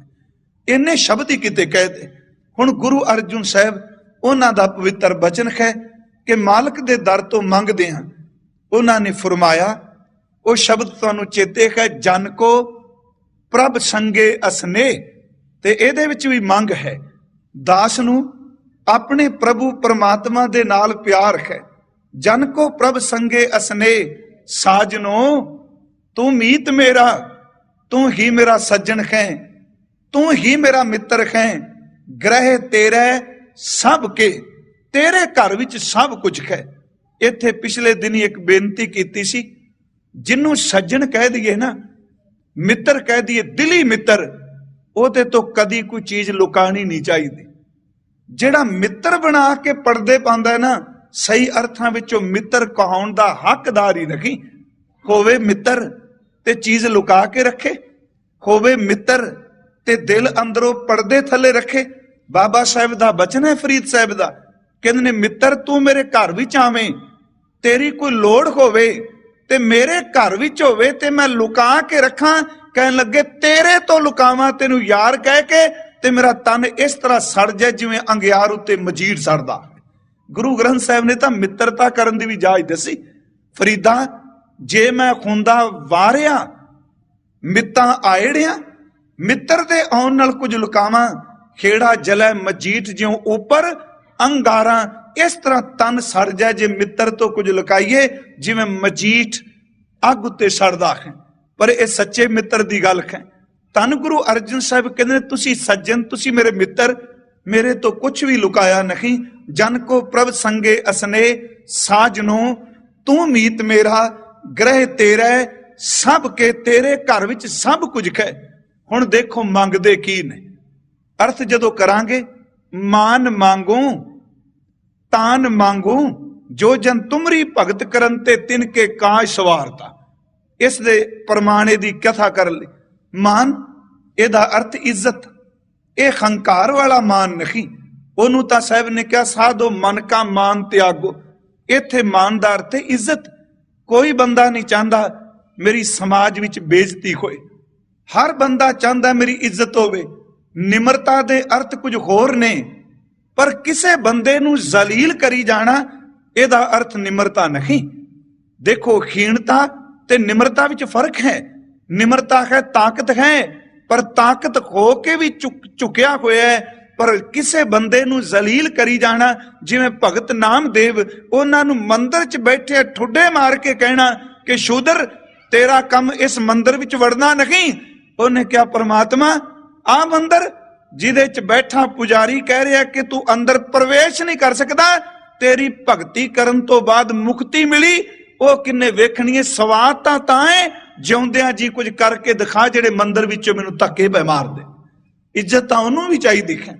ਉਹ ਮਹਾਂਪੁਰਖ ਨੇ ਕਿਹਾ, ਇਹ ਪੰਡੀਆਂ ਮੋਕੋ ਢੇਡ ਕਹਿਤਾ ਤੇਰੀ ਪੈਜ ਪਛੋਂਡੀ ਖੋਇਲਾ। ਕਹਿਣ ਲੱਗੇ, ਇਹ ਪੰਡਿਤ ਮੈਨੂੰ ਨੀਚ ਕਹਿ ਰਿਹਾ ਹੈ। ਸਤਿਗੁਰੂ ਕਹਿੰਦੇ ਨੇ, ਇੱਜ਼ਤ ਦੀ ਲੋੜ ਪਈ ਤੇ ਮਾਲਕ ਤੇਰੇ ਦਰ ਤੋਂ ਅਰਦਾਸ ਕਰਕੇ ਮੰਗਾਗਾ। ਮਾਨ ਮੰਗੂ, ਤਾਨ ਮੰਗੂ, ਤਾਨ ਦਾ ਅਰਥ ਸ਼ਕਤੀ, ਬਲ, ਤਾਕਤ। ਤਾਕਤ ਦੀ ਲੋੜ ਹੈ ਤੇ ਤਾਂ ਵੀ ਤੇਰੇ ਦਰ ਤੋਂ ਮੰਗਾਂਗਾ। ਫਿਰ ਮੈਂ ਦੋ ਸ਼ਬਦ ਥੋੜੇ ਜਿਹੇ ਬੇਨਤੀ ਕਰਦਿਆਂ, ਇੱਕ ਇੱਜ਼ਤ ਤੇ ਦੂਜੀ ਤਾਕਤ। ਸੱਚ ਇਹ ਵੇ ਕਿ ਜਦੋਂ ਆਪਣੀ ਤਾਕਤ ਮੁੱਕਦੀ ਹੈ ਨਾ, ਉਦੋਂ ਪਰਮਾਤਮਾ ਦੀ ਉਹ ਸ਼ਕਤੀ ਵਰਦੀ ਏ ਜਿਸ ਤਾਕਤ ਦਾ ਮੁਕਾਬਲਾ ਕੋਈ ਨਹੀਂ ਕਰ ਸਕਦਾ। ਸ਼ਬਦ ਦੁਹਰਾ ਦੇਣਾ, ਗੁਰੂ ਤੇਗ ਬਹਾਦਰ ਸਾਹਿਬ ਜੀ ਦਾ ਉਹ ਪਵਿੱਤਰ ਬਚਨ ਸੁਖਨ, ਜਿਸ ਵਿੱਚ ਇੱਕ ਗੱਲ ਪਹਿਲਾਂ ਕਹਿ ਦਿੱਤੀ ਕਿ ਅੱਜ ਕੋਈ ਉਪਾਅ ਨਹੀਂ। ਮੈਂ ਸ਼ਬਦ ਦੁਹਰਾਨ ਲੱਗਾ, ਹੁਣ ਕੋਈ ਚਾਰਾ ਨਹੀਂ, ਹੁਣ ਕੋਈ ਵਸ ਨਹੀਂ। ਬਿਮਾਰ ਹੈ, ਜਵਾਬ ਦੇ ਦਿੱਤਾ ਕੋਈ ਇਲਾਜ ਨਹੀਂ। ਘਰ ਵਿੱਚ ਫਾਈਨੈਂਸ਼ੀਅਲੀ ਤੌਰ ਤੇ ਘਾਟੇ ਪੈ ਗਏ, ਕਹਿ ਦਿੱਤਾ ਬਸ ਹੁਣ ਨਹੀਂ ਇਹ ਬੰਦਾ ਬਚਦਾ। ਮੰਨ ਲਓ ਅੰਦਰ ਦੀ ਆਤਮਿਕ ਅਵਸਥਾ ਘਟਦੀ ਦਿਸੇ, ਲੋਕ ਕਹਿਣ ਬਸ ਹੁਣ ਗਰ ਗਿਆ, ਹੁਣ ਨਹੀਂ ਸੁਧਰਦਾ। ਧੰਨ ਗੁਰੂ ਗ੍ਰੰਥ ਸਾਹਿਬ ਕਹਿੰਦੇ ਨੇ ਨਹੀਂ, ਜਿਸ ਦਿਨ ਲੋਕ ਕਹਿਣ ਤੇਰਾ ਕੋਈ ਉਪਾਅ ਨਹੀਂ, ਤੇਰਾ ਕੋਈ ਵਸੀਲਾ ਨਹੀਂ, ਤੇਰਾ ਕੋਈ ਵੀ ਬਚਨ ਦੀ ਉਮੀਦ ਨਹੀਂ, ਕਹਿੰਦੇ ਨੇ ਤੂੰ ਸ਼ਕਤੀ ਚਾਹਨਾ, ਫਿਰ ਮਾਲਕ ਦੇ ਚਰਨਾਂ 'ਚ ਅਰਦਾਸ ਕਰ। ਜਿੱਦਨ ਤੇਰੀ ਤਾਕਤ ਮੁੱਕ ਗਈ, ਉਹਦੀ ਤਾਕਤ ਅੰਦਰ ਵਰਤੇਗੀ, ਕਮਜ਼ੋਰ ਨੂੰ ਵੀ ਉਹ ਬਲਸ਼ਾਲੀ ਬਣਾ ਦਿੰਦਾ। ਬਲ ਛੁਟਕਿਓ ਬੰਧਨ ਪਰੇ, ਤਾਕਤ ਚਲੀ ਗਈ। ਬਲ ਛੁਟਕਿਓ ਬੰਧਨ ਪਰੇ, ਕਛੂ ਨਾ ਹੋਤ ਉਪਾਏ, ਕਹੋ ਨਾਨਕ ਅਬ ਓਟ ਹਰ ਗਜ ਜੂ ਹੋ ਸਹਾਏ। ਫਿਰ ਉਸ ਤਾਕਤ ਦਿੱਤੀ ਮਾਲਕ ਨੇ, ਬਲ ਖੋਵਾ ਬੰਧਨ ਛੁਟੇ, ਸਭ ਕਿਛ ਹੋਤ ਉਪਾਏ, ਨਾਨਕ ਸਭ ਕਿਛ ਤੁਮਰੇ ਹਾਥ ਮੈਂ ਤੁਮੀ ਹੋਤ ਸਹਾਏ। ਮਾਨ ਮੰਗੂ, ਤਾਨ ਮੰਗੂ, ਅਗਲਾ ਬਚਨ ਧਨ, ਲక్ష్ਮੀ, ਸੁੱਤ ਦੇ। ਧਨ ਪਦਾਰਥ, ਸੁੱਤ ਦਾ ਅਰਥ ਪੁੱਤਰ ਕਰਾਂਗੇ, ਸੰਤਾਨ।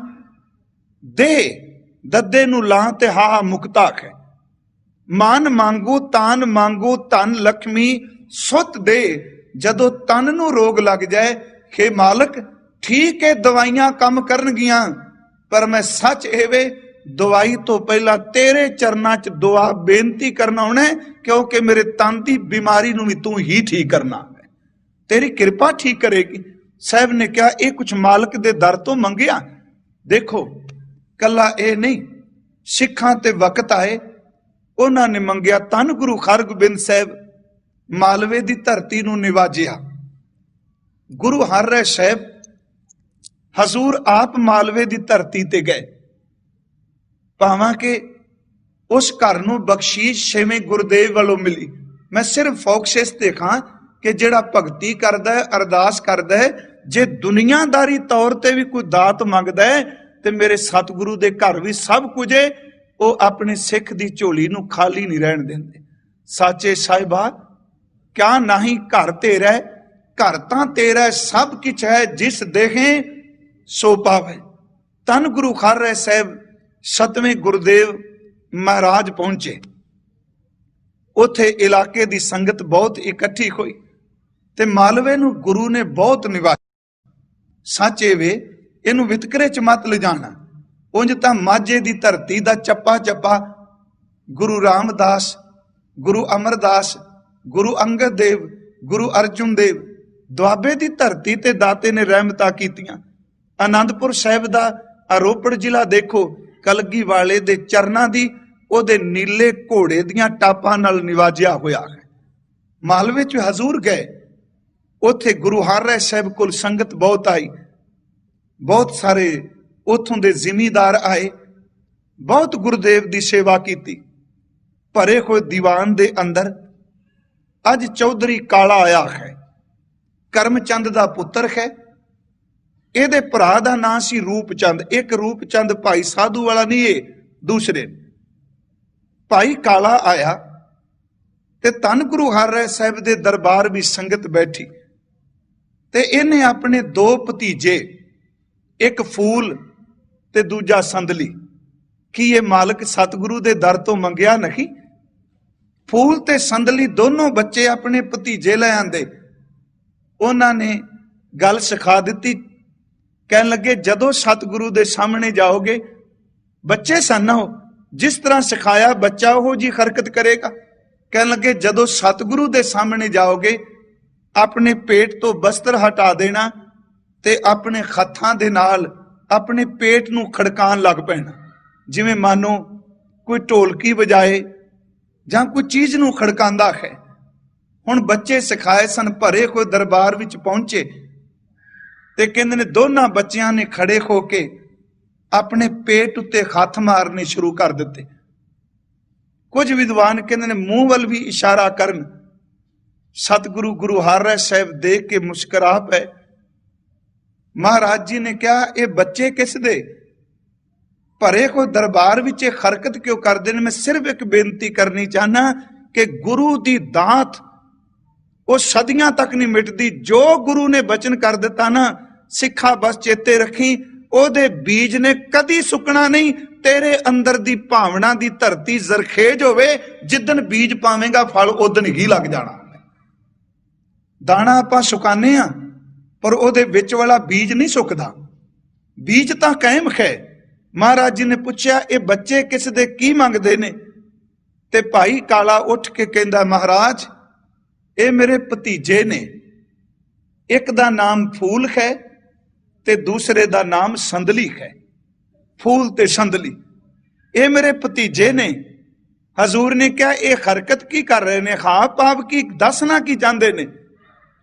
उन्हें शरदा च भेज के क्या मालक मेरे भरा दी मौत हो चुकी है, ये बच्चे यतीम ने, अज तेरे दर ते पेट खड़कांदे आए ने, तेरे दर दे ऊपर अपना ढिड वजा के बेनती करन आए ने। मैं बच्चियां नूं लैके आया, मैं इन्हां नूं पाल रहा परवरिश कर रहा, पर किन्नी कु देर तक जन्म देण वाले नहीं रहे।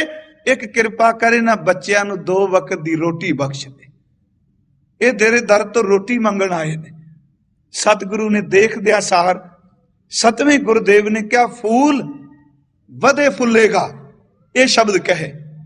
नाल इत्थे ज्ञानी ज्ञान सिंह हुणां ने पंथ प्रकाश विच कोई 17 लिखियां ने उस वेले दियां। वो कहंदे ने महाराज जी ने कहा कि ये बच्चे अज पेट खड़कांदे आए, गुरु नानक साहब दे घर विचों रोटी मंगण आए। कहन लगे जा कालिया इन्हां दी औलाद पंजाब दी धरती ते राज करेगी, इन्हां दी औलाद दे घोड़े यमुना नदी तक जाके पानी पीणगे। तू एक लंगर दी गल करना है, इन्हां दे परिवार लंगर लाया करनगे।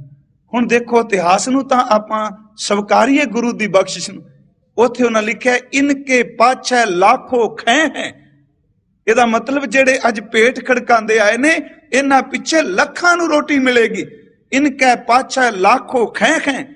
कहन लगे इनके असव जन्म जमुना तक जय हैं। इन्हां दे घोड़े यमुना तक राज दी गल कीती। कहन लगे उस तो बाद की होवेगा, इनकी अंश राज बढ़ कर है, इन्हां दियां आउण वालियां पीढ़ियां भी राज करनगियां, इन्हां दे आउण वाली अंश भी राज करेगी। इनकी अंश राज बढ़ कर है, बहु पुश्तन लग आनंद तरख है। कई पुश्ता तक इन्हां दे घर विच रोटी दी कदी कमी नहीं रहेगी। हुण मंगिया तां उन्हां भी मालक दे दर तों ते उन्हां विचों ही ज्यादा डिटेल च ना जावां क्योंकि ये रियासतां दी हिस्टरी आ जाएगी। उन्हां विचों नाभे वाले, जींद वाले, पटियाले वाले, ये सारे जेड़े ने ये ओही ने जेड़े कदी गुरु हर राय साहब दे दरबार विच इन्हां दे वड्डे वडेरे बचपन विच पेट खड़कांदे गए सन। गुरु दा बचन अज भी खैर। दूजे दिन भाई काला घर वाली ने कहा यह की कीता, ये कल नूं वड्डे होके शरीक बनगे, ये राज करनगे, तेरी औलाद तो टैक्स लैणगे, ये मालिया लैणगे। दूजे दिन पुत्तां नूं लै गया। महाराज जी हस के कहन लगे कल वाली गल गई अज नहीं हूं, पर चेते रखी राज ओही करनगे, तेरी औलाद नूं मालिया माफ होवेगा, ये सुख पहुंचणगे। सिर्फ एक बेनती सी कि देखो इस शब्द नूं आधार बना के भावें भगत धन्ना जी दा शब्द है, मत समझना कि मैं विषय चों प्रकरण चों निकल गया। नहीं, जदों सानू लोड़ थोड़ होवे अपने गुरु दे चरनां च अरदास करिए। तां ही सतगुरु ने बाणी विच थोड़े जे बचन आपां लै लईए। कहन लगे कीता लोड़िए कम सो हर पै आखीए। ये भाई साहब हुणी पढ़दी ने अक्सर शब्द जदों आनंद कारज करने, ਕੀਤਾ ਲੋੜੀਆ ਕੰਮ, ਜਿਸ ਕੰਮ ਨੂੰ ਤੂੰ ਚਾਹਨਾ ਇਹ ਨਿਰਵਿਘਨ ਸੰਪन्न ਹੋ ਜਾਏ। ਕਹਿੰਦੇ ਨੇ ਆਪਣੇ ਪ੍ਰਭੂ ਨੂੰ ਕਹੇ, ਕੀਤਾ ਲੋੜੀਆ ਕੰਮ ਸੋ ਹਰ ਪੈ ਆਖੀਐ, ਕਾਰਜ ਦੇ ਸਵਾਰ ਸਤਿਗੁਰ ਸੱਚ ਸਾਖੀਐ। ਕਾਰਜ ਦੇ ਸਵਾਰ, ਧਿਆਨ ਦਿਆ ਜੇ ਦੱਦੇ ਨੂੰ ਲਾ ਈੜੀ ਨੂੰ ਸਿਆਰੀ, ਦੇ ਦਰ ਤੇ ਉਸ ਕਾਰਜ ਸਵਾਰ ਦੇਗਾ। ਕੀਤਾ ਲੋੜੀਏ ਕੰਮ ਸੋ ਹਰ ਪੈ ਆਖੀਐ, ਕਾਰਜ ਦੇ ਸਵਾਰ ਸਤਿਗੁਰ ਸੱਚ ਸਾਖੀਐ। ਕਹੋ ਬੇਨੰਤੀ ਆਪਣੇ ਸਤਿਗੁਰ ਪਾਹੇ, ਕਾਜ ਤੁਮਾਰੇ ਦੇ ਨਿਭਾਹੇ। ਥਿਰ ਕਰ ਬੈਸੋ ਹਰ ਜਨ ਪਿਆਰੇ, ਸਤਿਗੁਰ ਤੁਮਰੇ ਕਾਹ ਸਵਾਰੇ। ਸਾਹਿਬ ਕਹਿੰਦੇ ਨੇ ਚਾਰ ਪਦਾਰਥ ਜੇ ਕੋ ਮੰਗੈ, ਸਾਧ ਜਨਾ ਕੀ ਸੇਵਾ ਲੱਗੈ। ਇਹ ਦਾਤਾ ਨੇ ਨਾ ਭਗਤ ਧੰਨਾ ਜੀ, ਉਹ ਕਹਿੰਦੇ ਨੇ ਮਾਲਕ ਮੈਂ ਤੇਰੇ ਦਰ ਤੋਂ ਇਹ ਮੰਗਣ ਆਇਆ। ਜੇ ਭਗਤ ਸਾਹਿਬ ਨੇ ਮੰਗਿਆ, ਕਬੀਰ ਸਾਹਿਬ ਦਾ ਉਹ ਮਿਲਦਾ ਜੁਲਦਾ ਸ਼ਬਦ ਰਾਗ ਸੋਰਠ ਦਾ ਕਿ ਸੋਰਠ ਭੁੱਖੈ ਭਗਤ ਨਾ ਕੀਜੈ, ਇਹ ਮਾਲਾ ਆਪਣੀ ਲੀਜੈ। ਹਉ ਮੰਗੋ ਸੰਤਨ ਰੇਨਾ, ਮੈਂ ਨਾਹੀ ਕਿਸੀ ਕਾ ਦੇਨਾ। ਮਾਧੋ ਕੈਸੀ ਬਨੇ ਤੁਮ ਸੰਗੇ। ਬੜੀ ਬੜੀ ਅਰਥ ਕੀਤੇ ਨੇ, ਸੰਗੇ ਸੰਕੋਚਣਾ, ਲੱਜਿਆ ਕਰਨੀ, ਸ਼ਰਮ ਕਰਨੀ। ਜੇ ਵਾਹਿਗੁਰੂ ਜੀ ਤੇਰੇ ਦਰ ਤੇ ਜਾ ਕੇ ਮੰਗਦਿਆਂ ਵੀ ਸ਼ਰਮ ਕਰਨੀ ਹੈ, ਫਿਰ ਕਿਹਦੇ ਦਰ ਤੇ ਜਾ ਕੇ ਬੋਲਣਾ ਹੈ। ਇੱਥੇ ਕੈਸੀ ਬਨੇ ਤੁਮ ਸੰਗੇ ਦਰ ਤੇ ਨਹੀਂ ਕਿ ਮੈਂ ਤੈਨੂੰ ਛੱਡ ਕੇ ਚੱਲਿਆ, ਸੰਗ ਦਰ ਤੇ ਸਾਥ ਨਹੀਂ, ਸੰਗੇ ਦਰ ਤੇ ਲੱਜਿਆ। ਕੈਸੀ ਬਨੇ ਤੁਮ ਸੰਗੇ, ਆਪ ਨਾ ਦੇਹੋ ਤਾਂ ਲੈਵੋ ਮੰਗੇ। ਅਸੀਂ ਮੰਗ ਲਵਾਂਗੇ ਤੇਰੇ ਬੱਚੇ ਖਾਂ। ਮਹਾਰਾਜ ਕਹਿੰਦੇ ਨੇ ਕੀ ਮੰਗਿਆ, 2 ਸਿਰ ਮੰਗੂ ਚੂਨਾ, 2 ਸੇਰ ਆਟਾ, ਪਾਓ ਘਿਓ ਸੰਗ ਲੂਣਾ। 1 ਪਾਈਆ ਪਾਓ ਦਰ ਤੇ ਪਾਈਆ ਘਿਓ, ਉਹਦੇ ਵਿੱਚ ਹੀ ਲੂਣ ਗਿਣ ਲਿਆ। 2 ਸਿਰ ਮੰਗੂ ਚੂਨਾ, ਪਾਓ ਘਿਓ ਸੰਗ ਲੂਣਾ। ਅੱਧ ਸਿਰ ਮੰਗੂ ਦਾਲੇ, ਅੱਧਾ ਸਿਰ ਦਾਲ, ਮੋਕੋ ਦੋਨੋਂ ਵਕਤ ਜਵਾਲੇ। ਖਾਟ ਮੰਗੂ ਚੌਪਾਈ, 4 ਪਾਵਿਆਂ ਵਾਲੀ ਮੰਜੀ, ਇਹ ਸਭ ਨੂੰ ਜ਼ਰੂਰਤ ਹੈ। ਖਾਟ ਮੰਗੂ ਚੌਪਾਈ, ਸਿਰਹਾਨਾ ਅਵਰ ਤਲਾਈ, ਸਿਰ ਥੱਲੇ ਰੱਖਣ ਲਈ ਸਿਰਹਾਣਾ, ਵਿਛਾਣ ਲਈ ਤਲਾਈ। ਉੱਪਰ ਕੋ ਮੰਗੂ ਖੀਂਦਾ, ਉੱਤੇ ਖੇਸ ਦੇ ਦੀ ਵਧੀਆ ਜਿਹਾ। ਤੇ ਕਾਹਦੇ ਲਈ, ਸੌਣ ਲਈ ਨਹੀਂ। ਚੇਤੇ ਰੱਖੋ ਖੁਰਾਕ ਮੰਗੀ, ਦਾਲ ਫੁਲਕਾ ਮੰਗਿਆ। ਤੇ ਜਿਹੜਾ ਬੰਦਾ ਜੀਵ ਦਾ ਚਸਕੋਲਾ ਹੈ ਨਾ, ਖਿਮਾ ਕਰਿਓ, ਜੀਵ ਦਾ ਚਸਕਾ ਛੇਤੀ ਕੀਤਿਆਂ ਨਾਮ ਦਾ ਸਵਾਦ ਨਹੀਂ ਜਿਉਣ ਦਿੰਦਾ। ਜਿਹਦਾ ਧਿਆਨ ਹੀ ਇਹ ਖਾਣ ਵਾਲੇ ਪਾਸੇ ਵੇ। ਦੇਖੋ ਖਾਣਾ ਹੈ ਜੀਣ ਲਈ, ਜੀਣਾ ਹੈ ਬੰਦਗੀ ਕਰਨ ਵਾਸਤੇ। ਉਹਨਾਂ ਨੇ ਜੀਵ ਦਾ ਸਵਾਦ ਤਾਂ ਨਹੀਂ ਮੰਗਿਆ। ਲੂਣ ਮੰਗਿਆ, ਦਾਲ ਮੰਗੀ, ਆਟਾ ਮੰਗਿਆ, ਪਾਓ ਘਿਓ ਸੰਗ ਲੂਣਾ। ਅੱਧ ਸਿਰ ਮੰਗੂ ਦਾਲੇ, ਮੋਕੋ ਦੋਨੋਂ ਵਕਤ ਜਵਾਲੇ। ਖਾਟ ਮੰਗੂ ਚੌਪਾਈ, ਸਿਰਹਾਨਾ ਅਵਰ ਤਲਾਈ। ਉੱਪਰ ਕੋ ਮੰਗੂ ਖੀਂਦਾ, ਤੇਰੀ ਭਗਤ ਕਰੈ ਜਨ ਥੀਂਦਾ। ਮੈਂ ਨਾਹੀ ਕੀਤਾ ਲੱਭੋ, ਇੱਕ ਨਾਉ ਤੇਰਾ ਮੈਂ ਫੱਬੋ। ਮਾਲਕਾ ਮੈਂ ਲਾਲਚ ਨਹੀਂ ਕੀਤਾ, ਤੇਰੇ ਦਰ ਤੋਂ ਮੰਗਿਆ ਹਾਂ। ਇੱਕ ਬੇਨਤੀ ਹੋਰ ਕਰਾਂ, ਅਨ ਮੰਗਿਆ ਦਾਨ ਵੀ ਮਾਲਕ ਦਿੰਦਾ ਹੈ। ਇਹ ਸਾਨੂੰ ਸਿਖਾਇਆ ਵੀ ਅਰਦਾਸ ਇਸ ਤਰ੍ਹਾਂ ਕਰ। ਕਈ ਵਾਰੀ ਜਦੋਂ ਮਾਲਕ ਤਰਸ ਦੇ ਘਰ ਵਿੱਚ ਆਉਂਦਾ ਹੈ ਨਾ, ਵੈਸੇ ਤਾਂ ਹਰ ਵੇਲੇ ਬਖਸ਼ਿੰਦ ਹੈ। ਬੱਚਾ ਬਣ ਕੇ ਕੋਈ ਅਰਦਾਸ ਕਰਦਾ ਹੈ ਨਾ ਕਿ ਜੋ ਕੁਝ ਮੰਗੇ ਇਸ ਨੂੰ ਬਖਸ਼ ਦਿਓ, ਉਦੋਂ ਬੱਚਾ ਵੀ ਇੰਨੇ ਸੰਤੋਖ ਵਾਲਾ ਹੈ। ਉਹ ਕਹਿੰਦਾ ਬਾਪੂ ਤੂੰ ਤਾਂ ਸਭ ਕੁਝ ਮੈਨੂੰ ਸੌਂਪ ਦਿੱਤਾ, ਪਰ ਮੈਂ ਤੇਰੇ ਚਰਨਾਂ ਵਿੱਚ ਇੱਕ ਬੇਨਤੀ ਕਰਨਾ, ਸਿਰਫ ਮੈਨੂੰ ਆਪਣੇ ਚਰਨਾਂ ਦੀ ਪ੍ਰੀਤ ਬਖਸ਼ ਦੇ। ਜਿਸ ਕਾ ਪਿਤਾ ਤੂੰ ਹੈ ਮੇਰੇ ਸੁਆਮੀ, ਤਿਸ ਬਾਰਕ ਭੂਖ ਕੈਸੀ। ਨਵਨਿਤ ਨਾਮ ਨਿਧਾਨ ਗ੍ਰਹਿ, ਤੇਰਾ ਮਨ ਬਾਂਛੈ ਸੋ ਲੈਸੀ। ਪਿਤਾ ਕਿਰਪਾਲ ਆਗਿਆ ਇਹ ਕੀਨੀ, ਬਾਰਕ ਮੁਖ ਮੰਗੈ ਸੋ ਦੇਣਾ। ਜੋ ਬੱਚਾ ਮੂੰਹ ਚੋਂ ਮੰਗੇ, ਕਿੱਡਾ ਵੱਡਾ ਭਰੋਸਾ ਹੋਵੇਗਾ। ਇੱਥੇ ਤਾਂ ਆਪਣੇ ਘਰ ਵੀ ਜੰਮੇ ਨਿਆਣੇ ਆਮ ਤੌਰ ਤੇ ਉਹਦੀ 32 ਦੰਦਾਂ ਚੋਂ ਨਿਕਲੀ ਖਰ ਗੱਲ ਨੂੰ ਮਾਪੇ ਵੀ ਨਹੀਂ ਸਵੀਕਾਰਦੇ। ਪਰ ਮਹਾਰਾਜ ਕਹਿੰਦੇ ਨੇ ਮੈਨੂੰ ਆਪਣੇ ਬੱਚੇ ਤੇ ਨਾ ਭਰੋਸਾ ਹੈ। ਬਾਰਕ ਮੁਖ ਮੰਗੈ ਸੋ ਦੇਣਾ, ਨਾਨਕ ਬਾਰਕ ਦਰਸ਼ ਪ੍ਰਭ ਚਾਹੈ ਮੋਇ ਹਿਰਦੈ ਬਸੈ। ਨਿਤ ਚਰਨਾ ਮਾਲਕ, ਇੱਕ ਤੇਰਾ ਦਰਸ਼ਨ, ਦੂਜੇ ਤੇਰੇ ਚਰਨ ਮੇਰੇ ਹਿਰਦੇ ਵਿੱਚ ਵਸ ਜਾਣ। ਮੰਗਣ ਦੀ ਗੱਲ ਮਹਾਰਾਜ ਜੀ ਨੇ ਬਾਣੀ ਚ ਕੀਤੀ, ਜੋ ਮੰਗੈ ਠਾਕੁਰ ਆਪਣੇ ਤੇ ਸੋਈ ਸੋਈ ਦੇਵੈ। ਤੇ ਜੇ ਉਹ ਬਚਨ ਅਸੀਂ ਪੜ੍ਹਨੇ, ਪਰ ਭਗਤ ਜੀ ਜੋ ਮੰਗ ਰਹੇ ਨੇ ਉਹ ਮਾਲਕ ਦੇਗਾ। ਦਿੱਤਾ ਉਹਨੇ। ਆਰੰਭਤਾ ਹੈ ਅਖਰੀ ਅਰਥ ਕਿ ਗੋਪਾਲ ਤੇਰਾ ਆਰਤਾ। ਧਰਤੀ ਦੀ ਪ੍ਰਤਪਾਲਨਾ ਕਰਨ ਵਾਲੇ ਪ੍ਰਭੂ ਜੀ ਵਾਹਿਗੁਰੂ ਜੀ मैं आप जी दे दर दा आतर, आप जी दे दर दा आजिज़, आप जी दे दर दा सवाली, आप जी दे दर दा जाचक, आप जी दे दर दा भिखारी, आप जी दे दर दा लोड़वंद, आप जी दे दर दा मंगत जन हां। गोपाल तेरा आरता जो जन तुमरी भगत करन ते, जेड़े सेवक तेरी भगती करते ने, तेरा सिमरन करते ने, तिनके काज सवारता। तुसी उस सेवक दे कारज रास करदे हो, ओदे कारज सवार देखो। अगला बचन ऐसी रहाओ दियां तुकां, ज्यादा होर ज्यादा इहदे ते प्रमाण ना दईए कि जो भगती करेगा ओदे कारज सवारने ने। अपने सेवक की आपे राखै, आपे नाम जपावै, जह जह काज किरत सेवक की तहां तहां उठता वै। सेवक को निकटी खोए दिखावै, जो जो कह ठाकुर पै सेवक तत्काल होए आवे। जो जम तुमरी भगत करन ते तिनके काज सवारता। रहाओ दाल सीधा मांगो मांगो घीओ। हे मालक जी पकाण वास्ते दाल, आ सलूने लई, सलूना शब्द बड़ा पुराना है अपना, सलूने वास्ते दाल ते रोटी वास्ते आटा। दाल सीधा दा अर्थ आटा। दाल सीधा मांगो घीओ, सुकियां नहीं, ओदे विच पाण वास्ते घ्यो भी। दाल सीधा मांगू घीओ, हमरा खुशी करे नित जीओ। साडा अंदर वाला संतुष्ट रहे, जीव जेड़ा अंदर वाला जीओ प्रसन्न रहे, इनू किसी चीज की तमा ना रहे, ये खब्बे सज्जे ना रवे। ये भी सच जे सियाणे लोग कहते ने जिस बंदे दी रोजी परतंत्र है ना, वो बंदा कदी आजादी की गल नहीं जे कर सकता। फिर शब्द बेनती समझो, जिदी रोजी किसी दी गुलाम है ना, वो छेती कीतियां खुले विचार नहीं रख सकता। जिदी रोजी किसी दी गुलाम नहीं, वो रोजी पक्को स्वतंत्र है, वो किसी दी परतंत्रता कबूलदा भी नहीं। सुचानंद दी रोजी वजीर खां है, पता उन्होंने सब कुछ है, पर रोजी ओदी स्वतंत्र नहीं, परतंत्र है, गुलाम है। तो कहता जमदियां सूलां दे मुंह तिखे ने, ते एक अपनी नवाब है, अपना ओदा सब कुछ है। वो कहता नहीं, ये जो कोई तू करना पिया इहदी सजा तेनू भुगतनी पैगी। फर्क है दोनों च।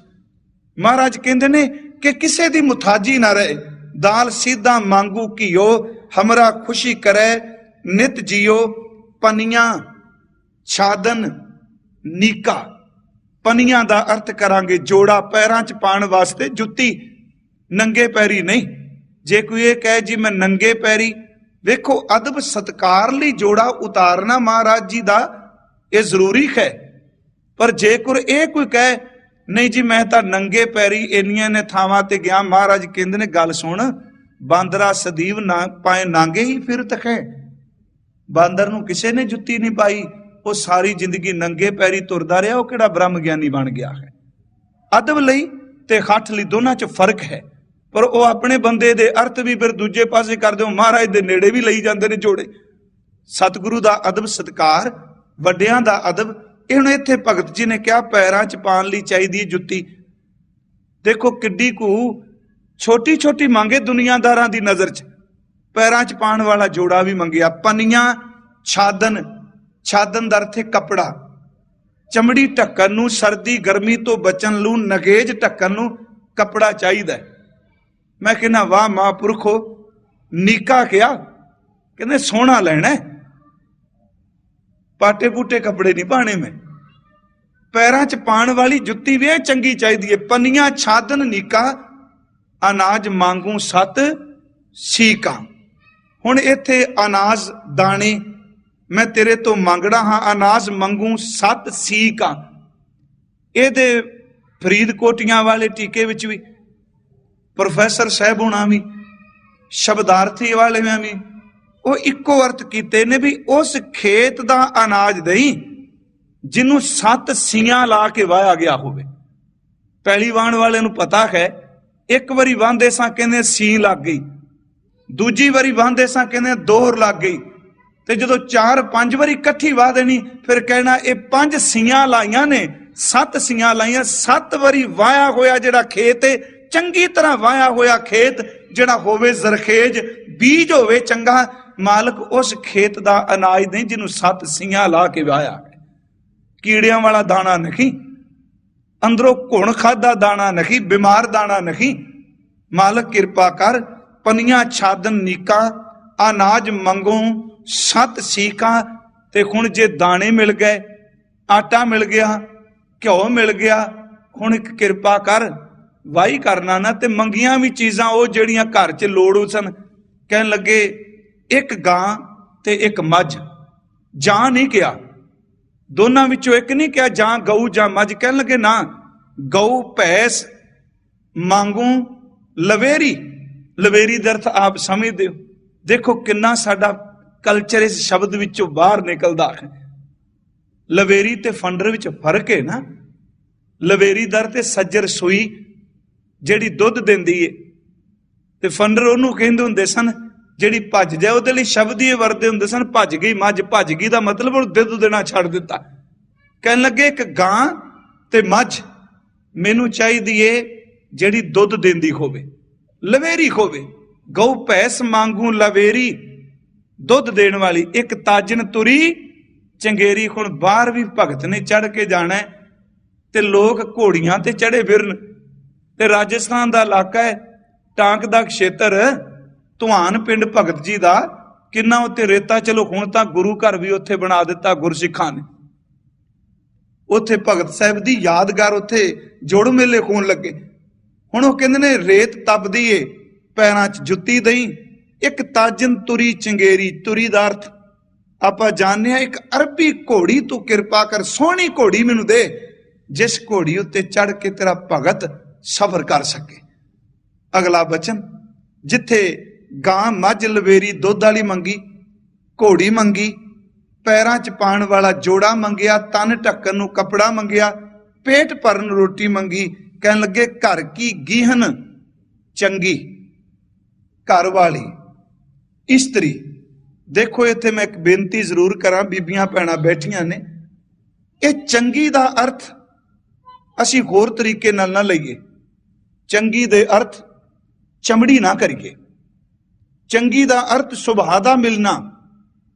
ਚੰਗੀ ਦਾ ਅਰਥ ਏਕ ਜੋਤ ਦੋਏ ਮੂਰਤੀ। ਚੰਗੀ ਦਾ ਅਰਥ ਨਿਮਨ ਸੋ ਅੱਖਰ ਖਵਣ ਗੁਣ ਜੇਵਾ ਮਣੀਆਂ ਮੰਤ। ਕੇਵਲ ਬਾਹਰ ਮੁਖੀ ਨਹੀਂ, ਜਿਹੜੀ ਅੰਦਰ ਦੀ ਸੀਰਤ ਵੀ, ਅੰਦਰ ਦਾ ਸੁਭਾਅ ਵੀ ਅੰਤ ਦਾ ਚੰਗਾ ਹੋਵੇ। ਘਰ ਕੀ ਗਿਆਨ ਚੰਗੀ, ਮਾਲਕਾ ਜਿਹਦੇ ਨਾਲ ਸੰਬੰਧ ਬਣਨਾ ਹੈ। ਇਹਦਾ ਮਤਲਬ ਜਦੋਂ ਇਹ ਭਗਤ ਜੀ ਨੇ ਸ਼ਬਦ ਉਚਾਰਨ ਕੀਤਾ ਉਦੋਂ ਵਿਆਹ ਨਹੀਂ ਹੋਇਆ। ਘਰ ਕੀ ਗਿਆਨ ਚੰਗੀ, ਘਰ ਵਾਲੀ ਜੀਵਨ ਸਾਥਣ। ਤੇ ਮੈਂ ਸੋਚਣਾ, ਕਿਉਂਕਿ ਭਗਤ ਕਬੀਰ ਸਾਹਿਬ ਦੇ ਘਰ ਰੋਜ਼ ਰੌਲਾ ਸੀ। ਜਬ ਕੀ ਮਾਲਾ ਲਈ ਨਪੂਤੇ ਤਬ ਤੇ ਸੁਖ ਨਾ ਭਇਓ। ਉੱਥੇ ਤਾਂ ਮਾਂ ਵੀ ਰੋਂਦੀ ਸੀ ਰੋਟੀ ਦੀ ਖਾਤਰ। ਮੁਸ ਰੋਵੈ ਕਬੀਰ ਕੀ ਮਾਈ, ਇਹ ਬਾਰਕ ਕੈਸੇ ਜੀਵੈ ਰਗੁਰਾਈ। ਤੰਨਾ ਬੁੰਨਾ ਸਭ ਤਜਿਓ ਹੈ ਕਬੀਰ, ਹਰ ਕਾ ਨਾਮ ਲਿਖ ਲਿਓ ਸ਼ਰੀਰ। ਉਹ ਕਹਿਣ ਲੱਗੇ ਮਾਲਕ ਜੀਵਨ ਸਾਥਣ ਉਹ ਦਈ, ਜੇ ਤੇਰੀ ਭਗਤੀ ਕਰਨੀ ਹੈ ਨਾ, ਉਹ ਵੀ ਆਵੇ ਤੇ ਭਗਤੀ ਕਰੇ। ਮੇਰਾ ਘਰ ਹੀ ਧਰਮਸ਼ਾਲਾ ਬਣ ਜਾਵੇ, ਘਰ ਹੀ ਸਤ ਸੰਗਤ ਬਣ ਜਾਵੇ, ਤੇਰਾ ਸਿਮਰਨ ਤੇਰੀ ਭਜਨ ਬੰਦਗੀ ਕਰ ਸਕੀਏ। ਘਰ ਕੀ ਗਿਆਨ ਚੰਗੀ, ਜਨ ਧੰਨਾ ਲੇਵੈ ਮੰਗੀ ਮਾਲਕਾ। ਇਹ ਦਾਤਾ ਮੈਂ ਤੇਰੇ ਦਰ ਤੋਂ ਹੱਥ ਜੋੜ ਕੇ ਖੁਦ ਮੰਗਣ ਆਇਆ। ਸਿਰਫ ਇੰਨੀ ਕੁ ਬੇਨਤੀ ਹੈ ਕਿ ਗੁਰਬਾਣੀ ਵਿੱਚ ਨਾਮ ਦੀ ਜਾਚਨਾ ਤੇ ਬਹੁਤ ਜ਼ੋਰ ਦਿੱਤਾ ਹੈ। ਇਹ ਆਉਣ ਵਾਲੇ ਦਿਨ ਵਿੱਚ ਜਦੋਂ ਪ੍ਰਕਰਨ ਆਵੇਗਾ ਉਸ ਦਾ ਵੀ ਜ਼ਿਕਰ ਆਪਾਂ ਕਰਾਂਗੇ। ਪਰ ਜੇ ਤੈਨੂੰ ਲੋੜ ਥੋੜ ਹੈ ਤੇ ਆਪਣੇ ਸਤਿਗੁਰੂ ਕੋਲ ਅਰਦਾਸ ਕਰ, ਬੇਨਤੀ ਕਰ, ਜੋਦੜੀ ਕਰ। ਬੇਅੰਤ ਇੱਕ ਨਹੀਂ ਕਈ ਸਾਖੀਆਂ ਗੁਰੂ ਇਤਿਹਾਸ ਦੀਆਂ ਆਪਾਂ ਲੈ ਲਈਏ। ਬਾਬਾ ਆਦਮ ਸੇਵਾ ਕਰਦੇ ਨੇ, ਦਾਤ ਤਾਂ ਭਾਈ ਭਗਤੂ ਦੀ ਪੁੱਤਰ ਦੀ ਮੰਗੀ ਨਾ, ਭਾਈ ਭਗਤੂ ਕਰ ਪੈਦਾ ਹੋਏ। ਮਾਤਾ ਗੰਗਾ ਜੀ ਅਰਦਾਸ ਤਾਂ ਉਹ ਵੀ ਕਰਾਉਂਦੇ ਪਏ ਨੇ। ਦੇਖੋ ਮਾਲਕ ਕਿਰਪਾ ਕਰੇ ਕਿ ਅੰਦਰ ਦੀ ਭਾਵਨਾ ਸ਼ਰਧਾ, ਆਪਣੇ ਮੁਰਸ਼ਦ ਤੇ ਪੂਰਨ ਭਰੋਸਾ ਹੋਵੇ। ਤੇ ਇੱਕ ਅਰਦਾਸ, ਮਾਲਕ ਦਾਲ ਫੁਲਕੇ ਦੀ ਖਾਤਰ ਕਿਸੇ ਦਾ ਵੀ ਮੁਤਾਜ ਨਾ ਕਰੀ, ਭਾਵੇਂ ਕਿੰਨੀ ਵੀ ਨਜ਼ਦੀਕ ਦਾ ਰਿਸ਼ਤਾ ਹੋਵੇ। ਆਪਣੀ ਰੋਜ਼ੀ, ਆਪਣਾ ਰਿਜ਼ਕ ਤਰਸ ਕਰਕੇ ਦੇ। ਇਹ ਸਨ ਭਗਤ ਧੰਨਾ ਜੀ ਦੇ ਅਸੀਂ ਸ਼ਬਦ 3 ਮੁਕੰਮਲ ਕਰ ਚੁੱਕੇ ਹਾਂ। ਕੱਲ ਨੂੰ ਇੱਛਾ ਹੈ ਆਪ ਅਸੀਸ ਦਿਓ, ਭਗਤ ਰਵਿਦਾਸ ਸਾਹਿਬ ਜੀ ਦੀ ਬਾਣੀ ਸ਼ੁਰੂ ਕਰੀਏ। ਉਹਦਾ ਇੱਕ ਕਾਰਨ ਸੀ, ਜਪਜੀ ਸਾਹਿਬ ਦੇ ਅਰਥ, ਸੁਖਮਨੀ ਸਾਹਿਬ ਦੇ, ਆਸਾ ਕੀ ਵਾਰ ਦੇ, ਅਨੇਕਾਂ ਬਾਣੀਆਂ ਦੇ ਆਪਾਂ ਕਰਨੇ ਆ। ਪਰ ਇੱਕ ਜਿਹੜੀ ਨਵੀਂ ਗੱਲ ਹੁਣ ਚੱਲ ਰਹੀ ਹੈ ਨਾ, ਕਿ ਗੁਰੂ ਗ੍ਰੰਥ ਸਾਹਿਬ ਵਿੱਚ ਦੁਈ ਤਾਂ ਹੈ ਹੀ ਨਹੀਂ। ਇਹ ਪਿਛਲੇ ਸਾਲ ਵੀ ਸੀ ਵਿਚਾਰਿਆ ਸੀ, ਤੇ ਐਤਕੀ ਵੀ ਬੇਨਤੀ ਕਰਕੇ ਆਇਆ। 5 ਪਿਆਰਿਆਂ ਨੂੰ ਹਜ਼ੂਰ ਨੇ ਅੰਮ੍ਰਿਤ ਦਿੱਤਾ, ਪਰ ਉਹਦੀ ਪ੍ਰਿਸ਼ਟ ਭੂਮੀ ਜਿਹੜੀ ਹੈ, ਉਹਦੀ ਜਿਹੜੀ ਜ਼ਮੀਨੀ ਹਕੀਕਤ ਹੈ, ਉਹ ਗੁਰੂ ਗ੍ਰੰਥ ਸਾਹਿਬ ਦੀ ਬਾਣੀ ਹੈ। ਕਿਉਂਕਿ ਉਸ ਵਕਤ ਅੱਜ ਫਰਕ ਪੈ ਗਿਆ। ਉਦੋਂ ਧਰਮ ਦੇ ਨਾਂ ਤੇ ਲੋਕ ਜਾਤ ਪਾਤ ਦੀ ਗੱਲ ਕਰਦੇ ਸਨ, ਅੱਜ ਵੋਟਾਂ ਤੇ ਨਾਂ ਤੇ ਗੱਲ ਹੋ ਰਹੀ ਹੈ, ਪਰ ਗੱਲ ਅੱਜ ਵੀ ਜਾਤ ਬਰਾਦਰੀ ਤੇ ਖਲੋਤੀ ਹੈ। ਉਸ ਵੇਲੇ ਸ਼ੂਦਰ ਨੂੰ ਕੋਈ ਹੱਕ ਨਹੀਂ ਉਹ ਰੱਬ ਦੀ ਬੰਦਗੀ ਕਰ ਸਕੇ। ਉਹ ਧਰਮ ਗ੍ਰੰਥ ਨਹੀਂ ਪੜ ਸਕਦਾ, ਧਰਮ ਮੰਦਰ 'ਚ ਨਹੀਂ ਜਾ ਸਕਦਾ। ਧਰਮ ਮੰਦਰ ਦੀ ਗੱਲ ਛੱਡੋ, ਜਿੱਥੇ ਸਾਰਾ ਪਿੰਡ ਪਾਣੀ ਭਰਦਾ ਉਹ ਤਾਂ ਉੱਥੇ ਪਾਣੀ ਨਹੀਂ ਭਰ ਸਕਦਾ। ਸਵਰਨ ਜਾਤੀ ਵਾਲਿਆਂ ਦੇ ਖੂਹ ਤੋਂ ਪਾਣੀ ਕਿੱਥੋਂ ਭਰੇਗਾ? ਸਤਿਗੁਰੂ ਨੇ ਇੱਕ ਕਿਰਪਾ ਕੀਤੀ, ਉਹਨਾਂ ਕਿਹਾ ਪ੍ਰਮਾਤਮਾ ਦੀ ਭਗਤੀ ਵੀ ਜੁੜੇ ਹੋਏ ਨੇ, ਇਹ ਜਾਗੇ ਹੋਏ ਬ੍ਰਹਮ ਗਿਆਨੀ ਮਹਾਂਪੁਰਖ ਨੇ, ਅਭੇਦ ਨੇ, ਪਰ ਵਕਤ ਨੇ ਉੱਚੀ ਜ਼ਾਤ ਵਾਲੇ ਲੋਕਾਂ ਦੇ ਜ਼ੁਲਮ ਨੇ ਇਹਨਾਂ ਨੂੰ ਸਦੀਆਂ ਤੱਕ ਕੁਚਲ ਕੇ ਰੱਖਿਆ, ਇਹਨਾਂ ਨੂੰ ਧੱਕ ਕੇ ਰੱਖਿਆ, ਇਹਨਾਂ ਨੂੰ ਆਪਣੇ ਪੈਰਾਂ ਥੱਲੇ ਲਤਾੜਿਆ। ਮੇਰੇ ਗੁਰੂ ਨਾਨਕ ਸਾਹਿਬ ਨੇ ਕਿਰਪਾ ਕੀਤੀ, ਜਿੰਨੇ ਮਹਾਂਪੁਰਖਾਂ ਦੇ ਅੰਮ੍ਰਿਤ ਬਚਨ ਸਨ, ਜਿਨ੍ਹਾਂ ਨੂੰ ਲੋਕ ਸ਼ੂਦਰ ਕਹਿੰਦੇ ਸਨ, ਸਾਰਿਆਂ ਦੀ ਬਾਣੀ ਇੱਕ ਥਾਂ ਤੇ ਇਕੱਤਰ ਕਰ ਦਿੱਤੀ। ਤਿਆਰੀ ਹੋ ਗਈ, ਉਹਨਾਂ ਦੇ ਬੋਲ ਦੇ ਦਿੱਤੇ। ਇਹਦਾ ਮਤਲਬ ਇਹ ਸੀ ਕਿ ਜਿਹੜੇ ਵੀ ਕ੍ਰਾਂਤੀਕਾਰੀ ਇਨਕਲਾਬੀ ਲੋਕ ਪਖੰਡ ਪਰਪੰਚ ਦੇ ਵਿਰੋਧ ਵਿੱਚ ਨੇ, ਉਹਨਾਂ ਦੀ ਸੱਚ ਕੀ ਬਾਣੀ ਇਕੱਤਰ ਕੀਤੀ ਜਾਏ। ਤੇ ਇਹਨਾਂ ਵਿੱਚ ਉੱਠੇ ਹੋਏ ਲੋਕ ਜਦੋਂ ਸਿੱਖੀ ਨੂੰ ਧਾਰਨ ਕਰਨ ਲੱਗੇ, ਤੇ ਮੇਰੇ ਕਲਗੀ ਵਾਲੇ ਪਿਤਾ ਨੇ ਉਸੇ ਸਿਧਾਂਤ ਨੂੰ, ਜਿਹੜੀ ਬਾਣੀ ਨਾਮਦੇਵ ਦੀ, ਕਬੀਰ ਦੀ, ਤਰਲੋਚਨ ਦੀ, ਜੈਦੇਵ ਦੀ, ਸੈਨ ਜੀ ਦੀ, ਸਦਨਾ ਜੀ ਦੀ, ਧੰਨਾ ਜੀ ਦੀ, ਰਵਿਦਾਸ ਸਾਹਿਬ ਜੀ ਦੀ, ਸਾਰਿਆਂ ਦੀ ਬਾਣੀ ਜਿਨ੍ਹਾਂ ਦੀ ਸੀ, ਉਹਨਾਂ ਵਿੱਚੋਂ ਹੀ ਚੇਤੇ ਰੱਖਿਓ, ਜਿਨ੍ਹਾਂ ਨੂੰ ਧੱਕਿਆ ਗਿਆ। 5 ਪਿਆਰੇ ਉੱਠੇ, ਉਹਨਾਂ ਸ਼ੀਸ਼ ਦਿੱਤੇ। ਮੇਰੇ ਕਲਗੀ ਵਾਲੇ ਨੇ ਅੰਮ੍ਰਿਤ ਦਿੱਤਾ। ਅੰਮ੍ਰਿਤ ਛਕਾ ਕੇ ਅਸੀਂ ਠੀਕ ਕਹਿੰਦੇ ਆ, ਗੁਰੂ ਜੀ ਕਿਹਾ ਵੀ ਮੈਨੂੰ ਅੰਮ੍ਰਿਤ ਛਕਾਓ। ਹੁਣ ਇਹਦਾ ਮਤਲਬ ਇਹ ਨਹੀਂ ਕਿ ਗੁਰੂ ਜੀ ਅੰਦਰ ਕੋਈ ਨਗੁਰਾਪਣ ਹੈ, ਨਹੀਂ। ਉਹਨਾਂ ਉਸ ਥਾਂ ਤੇ ਆਨੰਦਪੁਰ ਸਾਹਿਬ ਦੀ ਪਹਾੜੀ ਤੇ ਨੇੜੇ ਸਾਰੇ ਪਹਾੜੀ ਰਾਜੇ ਉੱਚੀਆਂ ਜ਼ਾਤਾਂ ਵਾਲੇ ਨੇ, ਉਹਨਾਂ ਦੇ ਸਾਹਮਣੇ ਖਲੋ ਕੇ ਗਿਆ, ਜਿਨ੍ਹਾਂ ਦੇ ਭਾਂਡੇ ਵੀ ਤੁਸੀਂ ਵਾਹ ਕਰਦੇ ਹੋ, ਜਿਸ ਭਾਂਡੇ ਵਿੱਚ ਮੈਂ, ਜਿਸ ਬਾਟੇ ਵਿੱਚ ਮੈਂ ਅੰਮ੍ਰਿਤ ਛਕਾਇਆ, ਇਹਨਾਂ ਦੇ ਹੱਥੋਂ ਉਸ ਭਾਂਡੇ ਵਿੱਚੋਂ ਮੈਂ ਅੰਮ੍ਰਿਤ ਛਕਾਂਗਾ। ਇੱਕ ਬੜੀ ਵੱਡੀ ਬਖਸ਼ਿਸ਼ ਕੀਤੀ। ਕੱਲ ਨੂੰ ਇੱਛਾ ਹੈ ਭਗਤ ਰਵਿਦਾਸ ਸਾਹਿਬ ਜੀ ਨੂੰ ਸ਼ੁਰੂ ਕਰੀਏ, ਕਿਉਂਕਿ ਥੋੜੀ ਜਿਹੀ ਨੇੜਤਾ ਆ ਸਕੇ। ਸਤਿਗੁਰੂ ਕਿਰਪਾ ਕਰੇ। ਭਗਤ ਮਹਾਂਪੁਰਖ, ਉਹਨਾਂ ਦੀ ਕੀ ਬਰਾਦਰੀ ਤੇ ਕੀ ਜਾਤ, ਉਹ ਤਾਂ ਸਭ ਦੇ ਹੁੰਦੇ ਨੇ। ਜੇ ਸੂਰਜ ਸਭ ਦਾ ਹੈ, ਪੌਣ ਸਭ ਦੀ ਹੈ, ਪਾਣੀ ਸਭ ਦਾ ਹੈ, ਤੇ ਜਿਹੜਾ ਬੰਦਗੀ ਕਰਨ ਵਾਲਾ ਉਹ ਵੀ ਸਾਰਿਆਂ ਦਾ ਹੀ ਹੁੰਦਾ ਹੈ। ਕੱਲ ਨੂੰ ਉਹਨਾਂ ਦਾ ਸ਼ਬਦ ਹੈ, ਤੋਹੀ ਮੋਹੀ, ਮੋਹੀ ਤੋਹੀ, ਅੰਤਰ ਕੈਸਾ। ਇਥੋਂ ਆਪਾਂ ਵਿਚਾਰ ਸ਼ੁਰੂ ਕਰਾਂਗੇ। ਆਪ ਸਮੂਹ ਸੰਗਤ ਦਾ ਤਹਿ ਦਿਲ ਤੋਂ ਧੰਨਵਾਦ। ਆਓ ਥੋੜਾ ਜਿਹਾ ਆਪਾਂ ਨਾਮ ਜਪ ਲਈਏ, ਉਦੋਂ ਬਾਅਦ ਫਿਰ ਸੰਪੰਨਤਾ ਆਨੰਦ ਸਾਹਿਬ ਦਾ ਪਾਠ ਕਰਾਂਗੇ। ਵਾਹਿਗੁਰੂ